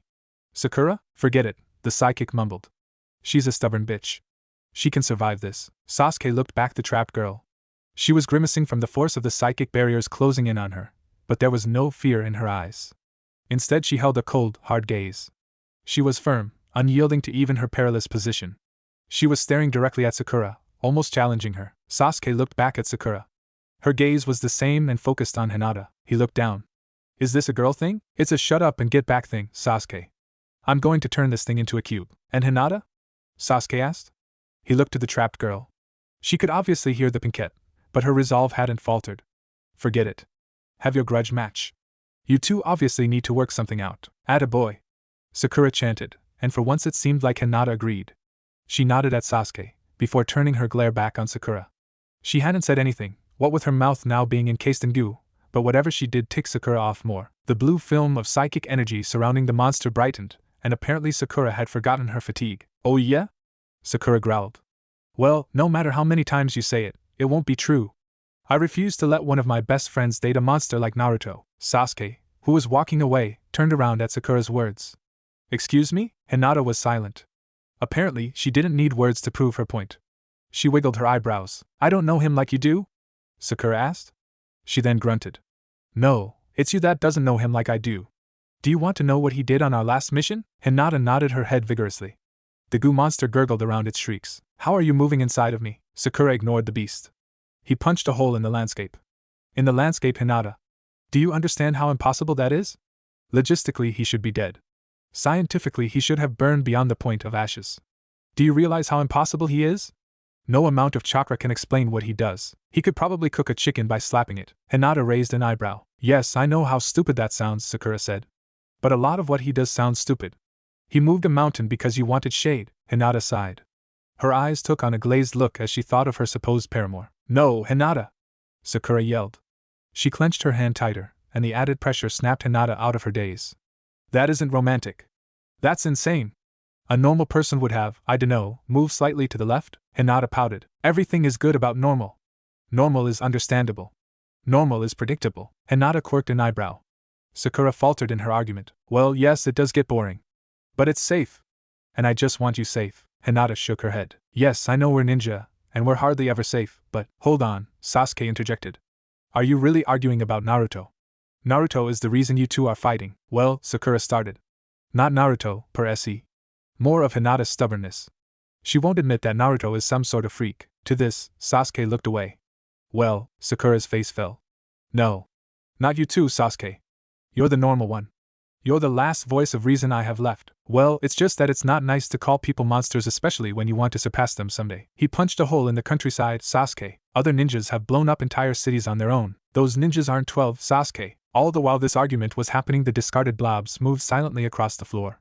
Some were small, some were as big as a small dog. All were moving in concert, slowly oozing their way across the ground. Itachi was an ANBU when he was my age, Sasuke said with a pout. His Sharingan had deactivated when the fight had come to a standstill. There was no reason to waste chakra. Kakashi was a captain. Sakura held a hand to her head as she tried to stall the coming headache. Okay, before we even get into the insanity that is your brother and Kakashi, we're still not addressing the fact that Naruto leveled the countryside. Or is that fact not getting through to you? The discarded blobs were starting to coalesce. Two tiny ones became one fair-sized one. Two fair-sized ones became a distressingly large one, almost as big as the two bickering children. So engrossed in their argument were they that they missed the events around them. Hinata didn't. She growled and shook, and tried to alert her comrades. The goo monster shushed her. Just let it happen. The two bickered more, their attention suitably distracted from the goo monster and what he was doing. Soon the discarded bits of his body had gathered into two fairly large replicas. They advanced slowly, moving as if smaller versions of the original, to the two children. I think that being a ninja comes with a fair amount of insanity. I mean, have you seen Guy? Sakura groaned. Don't remind me about Guy. He isn't something that anyone should see. Sakura wasn't able to finish. Before she could react, a blob of goo just slightly taller than her pounced. It enveloped her immediately, silencing her abrupt screams. Sasuke fared no better. He had maybe a second to react before a blob of goo was on him as well. A second was all he needed, however, and he managed to jump out of reach of the blob. Blasted beast. Malicious monster. Sasuke snarled. The blob that tried to devour him didn't seem to mind the insults. Tentacles, smaller than the ones from earlier, erupted from its sides and attempted to entangle him. It took him only a second to reactivate his Sharingan and start deflecting them once more. You're going to have to try harder than that. Oh, I intend to, a chilling voice said. It was behind him, and Sasuke was too slow to realize a jarring truth. The goo monster holding Hinata was no longer being held by Sakura's psychic powers. A single tentacle, small and spindly, attached itself to Sasuke's ankle. Years of training kicked in, and the Uchiha attempted to brush off the restraint, only to be pulled off his feet. He was down for not even a second before the smaller blob assigned to him ate him whole. Upon the Uchihas devouring the goo monster cackled. Its voice echoed off the back alleys of the industrial area. I knew it. I knew that I would win. And now I have two more delicious meals to drain. Sasuke, now fully encased in goo, managed to fight at least his head out. He gasped for breath, lungs burning from holding it even for so short a time. After regaining his bearings, he looked around, only to see Sakura in a similar position. He tried to move, to force the rest of himself out, but he couldn't. He was tired before, but just being trapped like this was making him even more exhausted. He started. Sakura cut him off. It is draining our chakra, she said. The blue of her telekinesis flashed in her eyes, but it was snuffed out almost immediately afterwards. We're stuck. No, the goo monster said. I think the accurate term is food. You're going to be drained, and fill my stomach, and maybe if you're lucky, you'll be a nice little chakra battery until you kick the bucket. And if we're not lucky, you'll be a dried, unrecognizable corpse. Sakura swallowed, both her trepidation and her spit. This was starting to look like it was out of her pay grade, but you won't have to worry about that. When I start digesting you, your mind goes dormant. Think of it as a friendly little gift from me. A better gift would be letting us go. The goo monster chuckled, of all things.